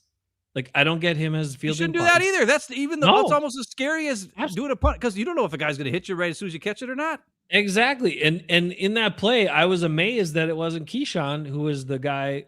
I would put Keyshawn in that spot. Yes. He Keyshawn has would get no that ball. fear. He has no Yes. fear. He'll just get it. He doesn't care. He showed you Yeah. that when he was a punt returner. He shows you that all the time. He'll just Yes. freaking grab the ball, and he has confidence in himself and no fear. That's who you need in that spot. You don't necessarily need to have your best guy catching the ball. You need someone who's confident and has no fear. And that should have been Keyshawn in that spot. That's another coaching decision. That's wrong. So I'm not blaming the player for being put in the wrong position. When you look at Romeo Doubs, right?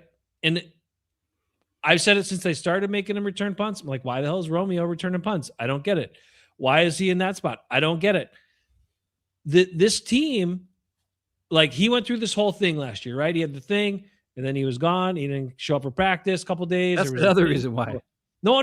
But what I'm saying is, then he came back and he said he was sorry for missing that and not being in communication. He took ownership. He's back to the team. He's doing whatever he can to help the team.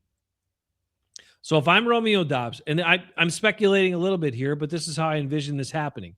If I'm Romeo Doubs and the team comes to me and is like, man, we're really having problems fielding these punts. Can you field these punts for us? Well, I'm above the team. So yeah, I'll do it. Right? If he says no there, then he's being a problem again, right? Or if he says, I'm not comfortable with that, well, then he could be setting himself up to be the problem again. Same thing in this case. He probably wasn't comfortable in that role for the many reasons we talked about. He's been wearing the Guardian cap ever since he had the concussion, right? The concussion issues. And he had 2 concussions in a short period of time, which is scary as hell. I get it. So he probably also wasn't that comfortable in that spot, but he says, sorry, coach, I don't want to do this. I'm not comfortable in that spot. Shit. Then he's a problem again. So I'm going to give him a little bit of grace for that scenario and those reasons. But I do think it's why are the coaches having him do it? That's the wrong player in the wrong spot. This is the thing that bothers me. Mm-hmm. You know, I know, the coaches know, Goody knows, Romeo Doubs himself knows he will not be a Packer next year. Right. That's true too. Why in the fuck are we wasting our time with this guy even on the team? Well, he's going to be on Does the he team. give you You can something lead him. spectacular that other players can't give you? He gives you a consistent target that Love Does can he? actually trust most of the time. Yeah. Because there's games he just disappears completely. And they don't throw it to him then in those games. Because he ain't open. Watch the all-22. That's fine. He if he's isn't not open to Dontavion it. Wicks. Dontavion No, I Wicks know gets that. open. Romeo Doubs doesn't get open. I'm just telling you, the guy is not. We know he's not going to be back next year. What's the point? I'd rather see Golden out there. I'd rather see Savion Williams, who can actually do something with the ball in his hand, maybe make a play. Put him at frickin' punt returner. He's huge. Yeah, I don't know why he's He not. might be dumb. I don't know, but at least he'll catch the ball. He'll do something with it. I just don't see why. It's the same problem that we have when you have like I said this earlier, Rasheed Walker and Jordan Morgan. Did Jordan Morgan suck? Probably.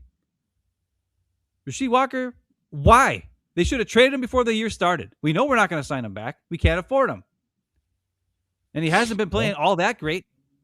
They thought they were They going should to have need traded him him for to get something through this good. year. And they should have, and then started Jordan Morgan at the beginning of the year so he can get his legs underneath him, because he's a way better left tackle, I would think, than he is a right guard. But they didn't do that. And they keep doing this thing where they have these guys who they know they're not going to sign them back, so then they split time or they cut it down a little bit, but they still play him here a little more. Why? To try to make him feel good about himself? They did it with John Runyon. They did it with Myers. They're trying to bridge the gap or hedge their bets Why? a little bit. Just Because let it go. they know they don't believe in what they have behind them. So they're right, and they still want you to believe, but and they still think they might have a chance at making the playoffs, it's the making same a run. issue. But the thing is, the guy they have at the position, they don't have he's not a guy either. It's the same thing we said when they were talking about bringing back Mercedes Lewis. Remember last year before the season started, and they were like, They're still talking about it again. Yeah, but I mean, when they had healthy Musgrave and healthy Kraft, and they were like, these two guys, they're too young and they don't know what the hell they're doing. And I don't know. I think we should bring back Mercedes Lewis to help these guys learn stuff. It's like, no, because Mercedes Lewis isn't a difference maker and he's not going to do anything. But if Tucker Kraft gets a chance to play, he can become a difference maker. Oh, that's what we said. And guess what? We were right. And now it's the same problem. Romeo Doubs is not a difference maker. And people keep bringing up the playoff game against Dallas. He was wide ass open all day long. It wasn't because he was good. It's because the Dallas sucked. And Christian Watson and frickin' Dontavian Wicks and Jaden Reed ran the coverage up. And then Romeo was the guy who was sitting underneath wide ass open. And Love threw it to him every damn play. And that's why he caught every freaking pass. There wasn't a freaking defender anywhere within 10 yards of him the whole freaking day long. He didn't do anything. The Dallas's defense sucked, and the Packers' other receivers ran the coverage off. Period. It wasn't great. No, it was but easy. by playing Dobbs, you're stunting the growth of Savion Williams. You're stunting the growth of Golden, who are two guys on their first year who are signed for the next 4 years who could become something. And we know Dobbs will never become anything other than a regular guy. And then they cut Malik freaking Heath, who's one of our best freaking blockers who actually does things on the field. Romeo Doubs doesn't block worth a dog shit. He doesn't block anything. At least Malik Heath actually had a purpose on the team. Romeo Doubs is nothing. He's nothing special. And all you're doing is taking away opportunities for guys to possibly become something that we know have some skill. Or at least are supposed to. We invested a first-round pick in Golden. Let's give him the fucking ball. They didn't want to get him on the field. They don't want to sit through the growth. They wanted to have it both ways. They wanted to keep the something growth that's comfortable for Love in case everything breaks right. No, Ben, this is the thought. This is Goody's thought. In case everything breaks right and we can get to the Super Bowl, we got to have somebody comfortable there. We don't want to stumble in the growing pains of these young guys. But you know what good teams do? Yeah. They play the guy because they spent a high draft pick on him right away. And he sucks for the first month. And then he becomes something. Yeah. And then he becomes a stud. By the end of the year, when you're in the playoffs, that's the guy killing everybody. Your first round pick who's super speed and great hands. But we never developed Golden because he was sitting behind 5 other guys on the depth chart. How dumb is that? When you know Dobbs ain't going to be here next year. Because you know it.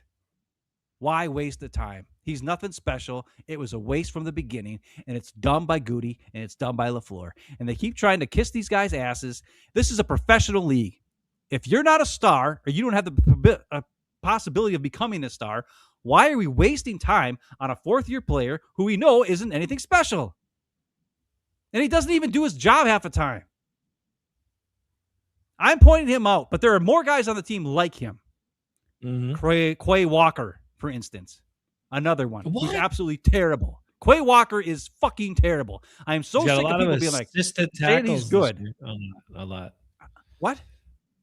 They say he's got a lot of assisted tackles this year. It's weird. He has so many games where he has like 1, 2, 3 solo tackles, and then has like 7 assisted tackles, and that's wild to me. But it Listen, just means you know like what Romeo Dobbs. he should trigger and get his ass in there and do something. No, Quay Walker and Romeo Dobbs. These guys, when they go, hopefully they don't sign Quay Walker back. When they go to another team, they're going to be another.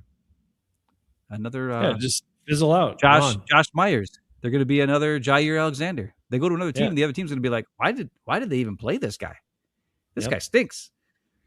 Mm-hmm. And they will be out of the league in 2 years. Be another name a Savage, name a Dayton Jones, name a guy who you knew sucked from the moment he was here. He never became anything, and then they gave him a second contract for what I don't know, or they let him go and then he never did anything, even though we spent a high draft pick on him.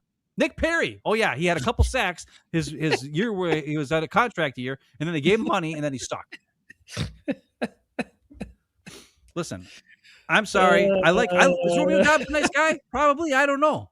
And I'm picking on him right now. But that game, that one play would have won the game. You're picking on him. Even though Jeff Hafley says one play doesn't make the game, that one play would have won us the game. Just do your damn job. Bill Belichick would fucking cut him right then and there. I get it. And so would I. Interesting. Last good comments here from a bunch of people and some new people in the house. Hey, welcome to you guys. JJ said he likes Fitzpatrick, and he is solid. Yeah, he's been solid. But Wiley, Fitzpatrick, they've all been like the Packers have scrapped up these tight ends from other places, and they've all been pretty damn solid. However, the one getting the hype now who's figuring it out is Musgrave, man. He's figuring it out. Showing. Now that Larry McCarron was talking to Matt LaFleur, Musgrave got to be the guest on this past week's Packer show. He's coming on. I have a question. Yeah. Why, in that Denver game where the tight ends got like 97 targets in that game?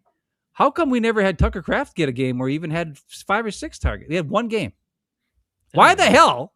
And he blew him up. When we had the best tight end in the league, did we not target him at least 5-6 times a game, every single game? And then all of a sudden, the Denver game, we were throwing the ball to tight ends left and right.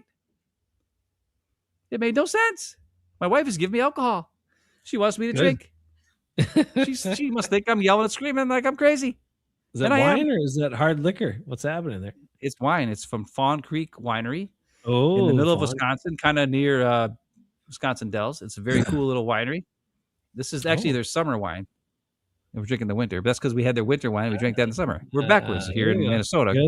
That's right. That makes sense. But anyways, this is very good. Okay, what's this one called? I don't remember. She doesn't remember. Okay. Next time you guys come to the area, we'll take you to Timber Hill Winery. That's a good one, I've heard. Oh, well, it's a good winery in Wisconsin. If you live in Wisconsin, check it out. Yeah, the dudes who do some stuff when they go somewhere else are like guys like Chris Barnes and Eric Wilson and dudes like that. The Packers overlooked, and we're like, the guy's not good enough, and then they're pretty good. TJ Slayton. TJ Slayton. Although I was gonna say that dude say way early on, he was like my silent but deadly player going on the game this last week was that Riley guy.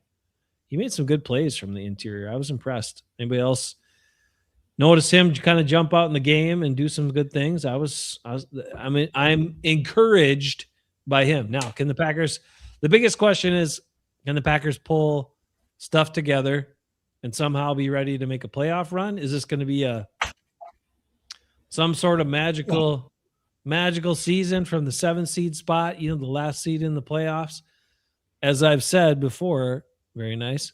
I don't love this Packers team playing in Lambeau Field, in January and February, or January for sure for the playoffs.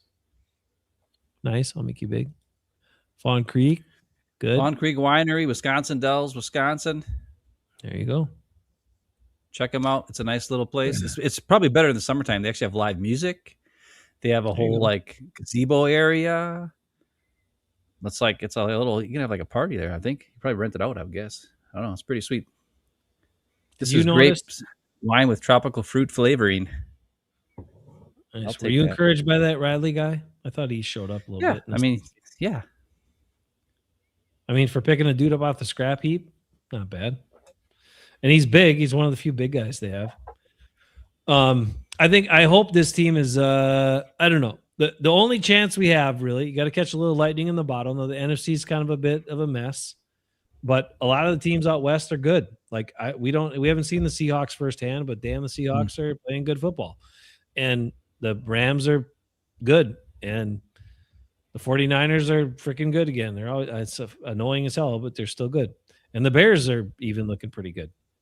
So, and then you still got the Eagles, who maybe could figure some crap out. I don't know. The Eagles are scary Yeah. because they got good players. They So just could this don't know what the hell Packers they're doing. team be a magical run No. from the 7th seed to No. the Super? No. No. Okay.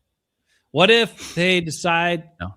to shut Jordan Love down? Malik Willis is our starter, and they decide to run it a bunch with Emmanuel Wilson. Could they win? No. Oh, Against who?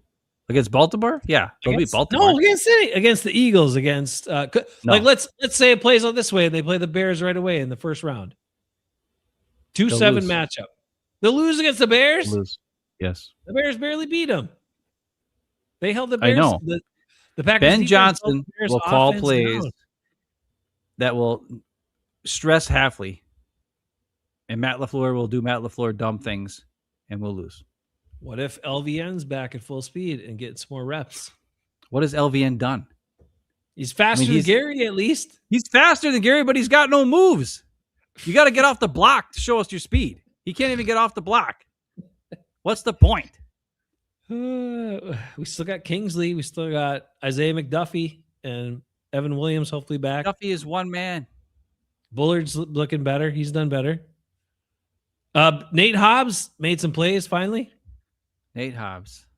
He finally made some plays. Didn't you? Can you at least acknowledge that he attacked and blew up some plays? I don't remember. I was encouraged by him at least doing that a couple times in the last couple weeks. I was not encouraged by any Nate Hobbs plays. I wasn't encouraged by any. I was encouraged by Bullard, which is weird because I have a video from the Denver game where I call out Bullard as being a problem. And then he goes and plays pretty good in the Bears game, but that's because he was playing safety and maybe, I don't know. But he's no Evan Williams. Oh. JJ says, guessing a one and done. They're not a Frankenstein. What their offense is it's an offense that has no answers. And they predicate their success on big plays when defenses nowadays don't allow big plays. And that's the problem. You can't take advantage of the fact that defenses are letting you they'll give you the easy play. Yeah. But Jordan Love doesn't want to take the easy play. He wants to take the shot, even though the defense is like, no, you're not getting the shot. Doesn't want to take it. Maybe Matt LaFleur. I don't know. One of them is the one who's doing stupid shit on. Matt LaFleur talks about explosives all the time, how explosive plays lead to points. He says that shit all the time. If the defense is playing off and giving it to you, giving you the easy stuff and taking away the explosive play, you can't keep. It's like bumping your head against the freaking brick wall over and over again. It ain't going to do anything but freaking split your head open. And that's what Matt LaFleur is doing right now, splitting his head open because they keep doing the same dumb shit and they don't have an actual moving drive. And then when they do have the moving drive with Malik Willis, they get in the red zone and then they bring freaking Josh Jacobs in and then decide to try to give him a touchdown, except he can't do anything. We got to call those wide receiver end arounds too, the jet sweeps in the red zone. Well, those were also we always have some of those. Savion Williams got to come in for one. Matthew Golden,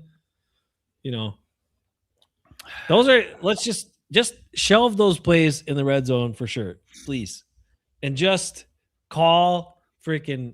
Give me some Emmanuel Wilson in the red zone. Give him the ball. Don't be so tight with your splits.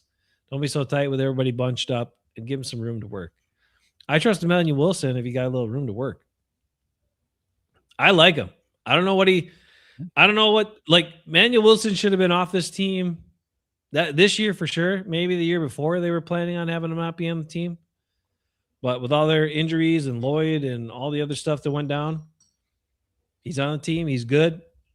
They should sign him. They should sign him for a multi-year. Do they still have the? Can they still do the 1 year bull crap to him next year again? Is he still restricted? Emmanuel Wilson. Probably. They probably got him for like one more year under that stuff before they can't do it to him anymore. Probably. They should give him Which a is- decent contract though. He's good. They He's won't. good. Whatever. They'll keep trying to draft a different guy to take a spot. I'm still having hopes that here's my hopes. You play the Bears in the first round, that's a winnable game. Then you get there. If you can avoid the Seahawks for as long as possible and the Rams for as long as possible, I think they have a chance. I think it's not necessarily a one and done. So we'll see how it all shakes out. But that's what I feel. And then once you get there, like who the hell knows what can happen? Stuff can happen. Who's in the AFC that makes you all scared? If you actually get to the Super Bowl, who makes you all scared? Tell me who makes you scared in the AFC? Denver. Nobody. Denver. Yeah. And guess what? Bo Nix, when he played the Packers, for some inexplicable reason, played like the game was life. Every other game, he looks like he throws for like 180 yards and a couple picks. And for some reason against the Packers, he played great. So Played amazing. He's not going to be like that. You know who Bo Nix reminded me of in that game? Who? Don Mikowski. It was crazy because he was getting out of the pocket. He was escaping. He was extending plays. He was also throwing pinpoint accurate passes downfield into freaking crazy coverage. That one touchdown that he threw to Franklin, where there was like Isaiah McDuffie was there, McKinney. There was like 3-4 guys all the way around. It's just a perfect pass. And Franklin just jumps up and grabs it and comes down in the end zone. It's like, damn, that was a great freaking play. I was so shocked by the way he played. I mean, he's not looked like that. I'm telling you, he looks kind of average most of the time or below average. So it's so weird. So I'm not worried about that happening again. But all these other AFC teams, I guess the Patriots, but all these teams that are good in the AFC are like super young and inexperienced. So I don't know. Why not? Who's to say? Who's to say it's not possible? You know what Lee just said Knicks hit Packers' hands at least 5 times. That's true. That's true. There should have been a couple picks there. But he also had pinpoint crazy accurate. That also reminds me of Don Mikowski, actually, Lee. That's kind of what happens. Oh, you think that he is unrestricted? Ooh, shit. Emmanuel Wilson? He might be by now. That would suck. He's the only running back we have that's consistent and stays healthy. Well, for this game, they're going to sit Love. They'll probably sit Jacobs and let him rest because it doesn't matter anymore for the seeding and all that stuff. So we'll get to see some Emmanuel Wilson. Hopefully they don't give him 28 carries and run him into the ground. Like, since the game doesn't really matter, like try to, give some other dudes some carries and spread around a little bit. Speaking of that, you want to hear something really stupid? Yesterday in that Vikings game, Aaron Jones got hurt. Yeah. Right? And then at the end of the game, when they were trying to just run the clock out, Aaron Jones was in the game running the ball like into like stacked boxes for like a 1-2 yard gain every time he his ass kicked. And I was like, why the fuck is Aaron Jones in there and not Ty Chandler, like their third string back? Because Mason got hurt, so he wasn't playing. So in the first couple drives, Aaron Jones was in there like all the time. Yeah. And then he got hurt right before halftime, and then he came in and like would play on like first down, and then he'd be out, and then Chandler would be in there. And then at the end of the game, when they had the victory in hand, pretty much, they were just trying to run out the clock. They kept running Aaron Jones into like a freaking stacked box. He was getting his ass kicked. And I'm like, the guy was just injured. What are you doing? Just put anybody out. Run CJ Ham in the freaking like up the gut to get his ass kicked. Who cares? You're just trying to run out the clock. Aaron Jones could get hurt even worse. How dumb are you, freaking O'Connell? Anyways, just had to say that because it pissed me off because I was like, why is Aaron Jones in the game right now getting his ass kicked? His average was so bad. I saw. That's why. Yeah, well, he had like 7 carries in the last freaking 3 minutes of the game, or like 1 yard a carry because they just kept running it right, and they can't block anybody. Just running right up the gut and getting his ass kicked. Well, that was against the Vikings. That was Emmanuel Wilson when he had his 100-yard game too. He had I think he had over 100 yards when he had like 20 carries, and then he ended up with 28 carries and he had 107 yards. So that's what they did to him late in the game too. And I was like, why are they? Come on, you're killing his average here. He had a great game, and then it looked like he had like a okay game, but he did have a great game against the Vikings. I hope he does it again. Give him the rock, let him run. He's good. Well, last game at Lambeau for the year, so they should at least hopefully try this to Ravens game. I don't know. They might lose it even without Lamar. Come on. Psst. Come on. Derrick Henry. Who's gonna stop him? Freaking If he gets going north and south, you're screwed. You got to get him in the backfield before he starts moving. And who do we have that can penetrate and get in the backfield anymore? Keyshawn and Edgerrin Cooper. That's it. Those are the only two guys who penetrate and get in the backfield. No, Keyshawn's an alt. Cooper disappears again. Then nobody's going to stop him. He had 3 tackles last game. Well, I'm out on Cooper. I'm out. He was supposed to be a guy. Oh, wait a minute. My guy who's most disappointing this year. Edgerrin Cooper. He was supposed to be a guy who was going to be like take the big step, be this playmaking guy, like all this stuff, and he does nothing. He has 0 impact in the game. So we have Quay Walker, who is supposed to be playing for a contract, but most of the time doesn't look like it. And then we got Edgerrin Cooper, who's supposed to be a superstar and doesn't play like it. And those guys get to play all the snaps, and they don't do jack shit. And I'm out. That guy his ability is too good. He should be making plays left and right, and he doesn't. I don't ever see him do hardly anything. I'm done. Well, Gary sucks against the run. The only time he's good against the run is if the running back is like it's the Kenny Clark play where he's like 1 inch away from him and he's engaged in a block, and then he can maybe get off the block and get his hand on him. You be careful. I watched some Cowboy game here not that long ago, and Kenny was moving pretty. He ran all the way to the sideline a couple times in pursuit. What? He never did that as a Packer. I know he didn't, but he was chasing guys down. He was pursuing. I know he didn't do it as a Packer. Maybe there always has to be a guy on the defensive line who slacks off. And now, since Kenny Clark's gone, Rashawn Gary has taken over that mantle to a T. Maybe that's what it is. There always has to be a high-paid, useless defensive lineman. It was Kenny Clark. Now it's Rashawn Gary. I'm ripping on Rashawn Gary bad, and Romeo Doubs. And I don't care. They suck. Oh, come on now. They have no redeeming qualities to me. I don't think Romeo sucks. Romeo's made a lot of catches. He's made a lot of plays over the years. He's not a dynamic guy who's going to be a difference maker or a star, like you said. But he has been a consistent guy for Love. He made some damn good catches on low throws again in this game in a couple spots. He does that. Yeah, to the outside when he knows he's not going to get hit. Sure. Yeah, but he had 2 concussions in a very short period of time, and it's definitely impacted him. I get it. Done with him. Goodbye. Well, I'm done with Edgerrin Cooper. He better pick it up, or if I don't start seeing something, I'm out. I don't even want to. Let me ask you, hey, McDuffie, do you think possibly that maybe Edgerrin Cooper's growth was stunted because of the Micah Parsons trade?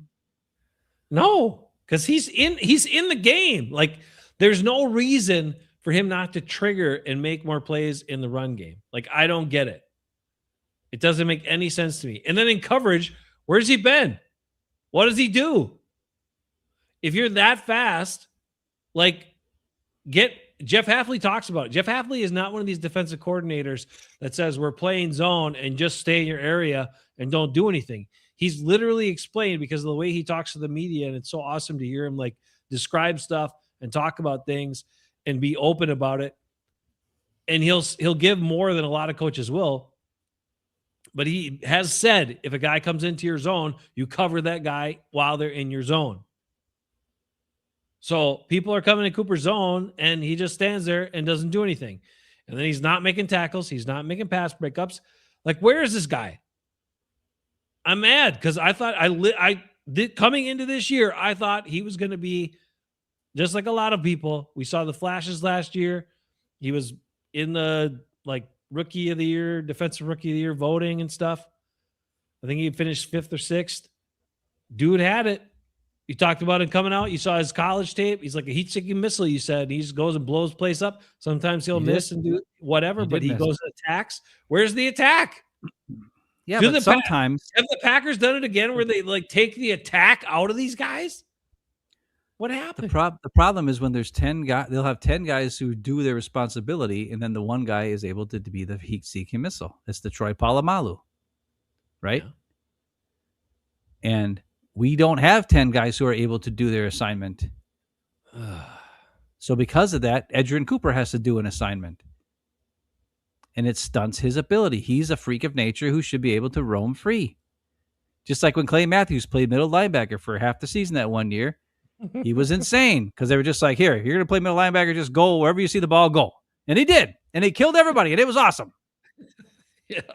And that's what they should do. But when they brought Micah Parsons in, now Parsons is the guy who's the playmaker, and they scheme up things for him to get pressure. And therefore, Adrian Cooper has to sit back and cover people and kind of wait for shit to happen instead of being a blow-up guy. Because the defensive line are the ones that are stunts and going and can go. See? Last year when he had Kenny Clark and Rashawn Gary and a bunch of guys who can't, and Preston Smith and guys like that who can't do shit, and they just kind of just stand there and get blocked, but they take up spots, he's able to run in there and go crazy. But when you got Devontae Wyatt and Micah Parsons, see, they're penetrating and making things happen, which then leads guys there to help get in the way to block Cooper. And then if those two guys, Parsons and Wyatt, don't make the play, well, then Cooper's getting blocked, and then he's not actually over there to make the play. And then it's poor Evan Williams who's got to come from way deep safety to come run up there and try to make the play. And that's why it's been going that way. But now with no Parsons and with no Wyatt, that forces Hafley to use Cooper as the freak of nature, go for it guy. And hopefully he starts doing it, because that's probably the only way we have a chance of winning, is if they take Cooper and now put him in the role of crazy man. And say, okay, you 10 guys, do your job. Cooper, crazy man. Where's the ball? Chase it. Where's the ball? Chase it. Where's the ball? Chase it. Period. Have them line up right in the middle and just go for the ball. Didn't they learn anything from what's his name? God damn it. What was that 1 second round safety? I can't remember. He was one of Josh Jones. Josh Jones. Did they learn anything from him? That one game against the Bengals, where all he did was just go for the ball and destroy. He had like freaking 27 tackles, the interception. It was amazing. And then he never did anything again after that or before that. But that one play was amazing against the Bengals. It was week 2 in like 2017 or whatever year it was. Got to use your players, put them in the best positions to be successful. The other guy would be Bobby Boucher. Just take Adrian Cooper, make him Bobby Boucher. That's all you got to do. The water boy. Just have him do that. I just want to see him make some plays. They can't. Right now, they're having him play like Blake Martinez. Ugh, and come that's on. not. You can't have him be playing like Blake Martinez. That's what McDuffie should be playing like the Blake Martinez. Except McDuffie actually breaks and reads plays and goes for it. Yeah, he triggers and goes for it. That's because he has the ability to see. Like, I don't know if Cooper has the ability to see. You kind of have to put Cooper, you have to scheme him up for the play. Where McDuffie is like, McDuffie can read it and then make the play. And then there's Quay Walker, who can't read it, and he also can't get schemed up. So he's pretty much fucking useless. And I don't know why the guy people are talking about extending him or signing him to another contract. Please, God, just let him go. You got McDuffie, he's much better. He's going to be signed back. He's going to be signed back. Why? He's not even good. Because they won't see any linebackers in the draft they want, and they'll be like, well, if we don't sign him back, what do we have? What can we get? That's what they'll do. It'll be the Nick Perry again. It'll be the Gary Perry again. Kenny Clark, where you have no other tackles, so you had to sign Kenny Clark to extend it, even though he did nothing. Yep. Yeah. That's what it'll be. Quay will be back. A bunch of these other dudes won't. And we'll still have LVN will be finally showing up next year. He'll have that like promising 6 games, and then they'll be like, gotta lock him up, gotta extend him. You watch. Don't they have to decide on his 5th year option after this year? Yeah, they do. But I think isn't this LVN's 3rd year? Yeah, they're not going to take it at this point. They're going to make him play it out just like they did with Walker, and then see how he does. But I don't anticipate anything dramatic changing from what we've seen so far. All right. Well, I'm sick of doing this show. So hopefully they beat the Ravens. We've almost been doing it for 2 hours already. We haven't talked about it. We've just been blabbing about crap. We're yelling, complaining about stupid shit. The Packers are in the playoffs, and all we're doing is complaining about crap. Playoffs? They're in the playoffs. They're in the playoffs, and they have the best backup quarterback in the league. What do you want? I just want to win a game. Just what if Malik Willis was around when Aaron Rodgers was there and could have been his backup? Rodgers would have been threatened. He would never came out of the game. Rodgers had to have guys like Seneca Wallace and The worst backups in history. Brett We talked Hundley. about that. It's so hilarious. And who was that So guy many- from Wisconsin? That one guy. Scott Who got to play a Tolzien, couple he's a of- nice guy. Scott Tolzien. I don't care. He sucked. He was He's a better nice- than that Rex. He's better than that Brosmer guy from the Vikings. Though that guy was bad. That guy's bad. He has a terrible haircut too. He should get a different haircut. Maybe I don't know. He had a really bad mustache. That's all I saw. It was a bad mustache and a big honking schnoz. Yeah. Oh, that's But- sometimes how it goes. All right. Well, good luck, guys, with the Ravens. game tomorrow night. Ravens, Packers. We'll see how it goes. Only on Peacock. Brian Brom. That's right. Forgot about Brian the Brom. bomb. Second round He pick. was Third third. to nothing. Yeah. Oh, was he third? Oh, wait, I he thought was second. Maybe he was. He oh, was yeah, no. second, and then Graham- Matt Flynn was the 7th round pick. No, who was the there was the other third round pick. It was the Graham Graham Harrell. I think it was Graham Harrell, yeah. And he was terrible too. That wasn't the same year though. No. 'Cause Brom and Finn were the same year. Yep. Harrell Or was Flynn, a different Matt one. Flynn. And Harrell was actually the Harrell was the year before. He was the He was- Aaron Rodgers year. he was terrible. He was so bad. Wasn't Graham Harrell drafted the same year Aaron Rodgers was drafted? Might have been. I think so. I have to look that one up. Yeah, might have been. Well, we'll see how the edge goes. We'll see how the Packers What are you talking do. about? We got Brent Cox, we got Barrett Sorrell, we got That's TJ or JJ, Yeah, JJ. Nigbare, we got We got that three Oliver pretty guy good who's back guys off right the there. freaking injured reserve, I think. I mean, that's Ooh, 5 guys JJ's already. I didn't even JJ's mention bringing the them great all Rashawn Gary and the LVN. The best backup quarterback Packers maybe ever had, Randy White. I mean Randy Wright. Randy Wright. Randy Wright is who you mean. Randy White was I think he was like a Cowboys quarterback or something. Yeah. Randy Wright. He was one of the Randy worst. Wright was pretty bad after the Lynn Dickey era. Then it was the Randy Wright era. Then it was the Magic Man / right. Dillwig / Blair Keel. Blair. That was the era of massive because the Magic Man was awesome, and then he got hurt, and then we had to do the Blair Keel, Anthony Dillwig. That was some bad quarterbacking, Anthony Dillwig, Blair Keel. And then we had the Bart Favre, and we had the Ty Detmer, and the Mark Brunell, and the Aaron Brooks, Yeah, those guys are and the pretty Matt Hasselbeck. We had like, I don't know, 6 years in a row where our backup quarterback was better than Brett Favre, yet Brett Favre would never come out of the game, so you can never prove it. And then they would go to another team and then do really good. But Mark Brunell, Aaron Brooks, Matt Hasselbeck, all Pro Bowl quarterbacks on other teams when they were sitting behind Brett Favre. And then we had Aaron Rodgers, who is such a baby that they couldn't get a good quarterback to back him up, so he had all these guys that sucked. And then if he got hurt, we just were bad. It's 'Cause we were true. playing Scott Tolzien and Brett Hundley and Seneca Wallace and Matt Flynn. Though Matt Flynn had 6 touchdowns against the Lions at the end of the year. Oh no, JJ is bringing it up. Mikowski got drunk. They got that disorderly. Yeah, you know conduct. why? No, That's what happened? because he's sick of freaking everybody giving him crap. He was the man. That guy sang "Every Rose Has Its Thorn" on stage with Poison at Brown County Arena in 1989, and he was the man. People, actually, it was 1990. Everybody loved him. And then he tore his rotator cuff back when they couldn't freaking fix it properly because they didn't have the surgery technology as they do now, and he had a noodle arm after that. And then he still went on to play for the Lions and the Colts and played pretty good for those two teams, even though he couldn't throw the ball hard anymore. But he was smart and crazy and made plays. And then he had to watch Bart Favre, who had zero freaking, I don't know what he was. He was just a crazy man who just did crazy stuff.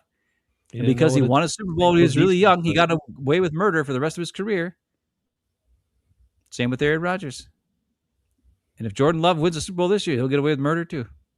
He already has. He only played 8 good games and he got $55 million a year. So what happens if he actually wins the Super Bowl? They'll give him $100 million a year. Who knows? Even though he's not the reason why they win it. Jeff Hafley. Maybe this year could be like a Hostetler situation. Maybe, right? Hostetler? Maybe Love goes down and then Hostetler Willis takes us to the Super Bowl and wins it. More likely it'll be like a Steve Berline or a Or he goes in there and throws a bunch of picks and loses the game for you.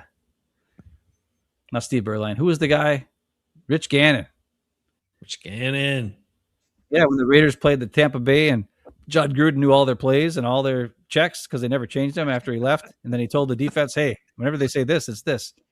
And then after the game, Derek Brooks talked to the media and they're like, yeah, they're so dumb. Every time they made a check, we knew what it was because they never changed the plays after Gruden left. So Gruden told us every single play, what every check meant and what every play was going to be. We knew every play before it happened.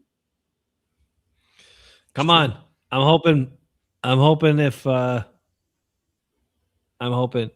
that maybe Love needs to take a seat or step aside and let Malik Willis run us through the playoffs. It ain't gonna happen, dude. Come on, baby. It ain't gonna happen.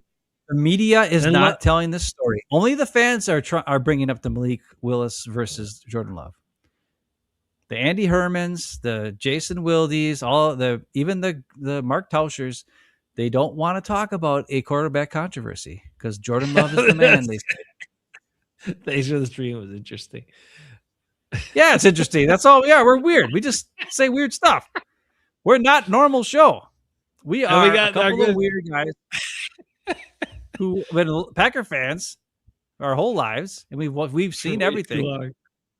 That's why we know guys know exactly what's going to happen before it happens, and we tell you, and people don't listen. If Goody and LaFleur listened to us, good God, we'd win every game. Freaking morons. Well, maybe the Packers will win tomorrow, and we'll talk about them next week. Better. You guys be good. Thanks, bro. Have a good one. Everybody take care of yourselves. All right. Peace Merry out. Christmas to everybody. Happy New Year. See you later. Tell me why I beg you to come.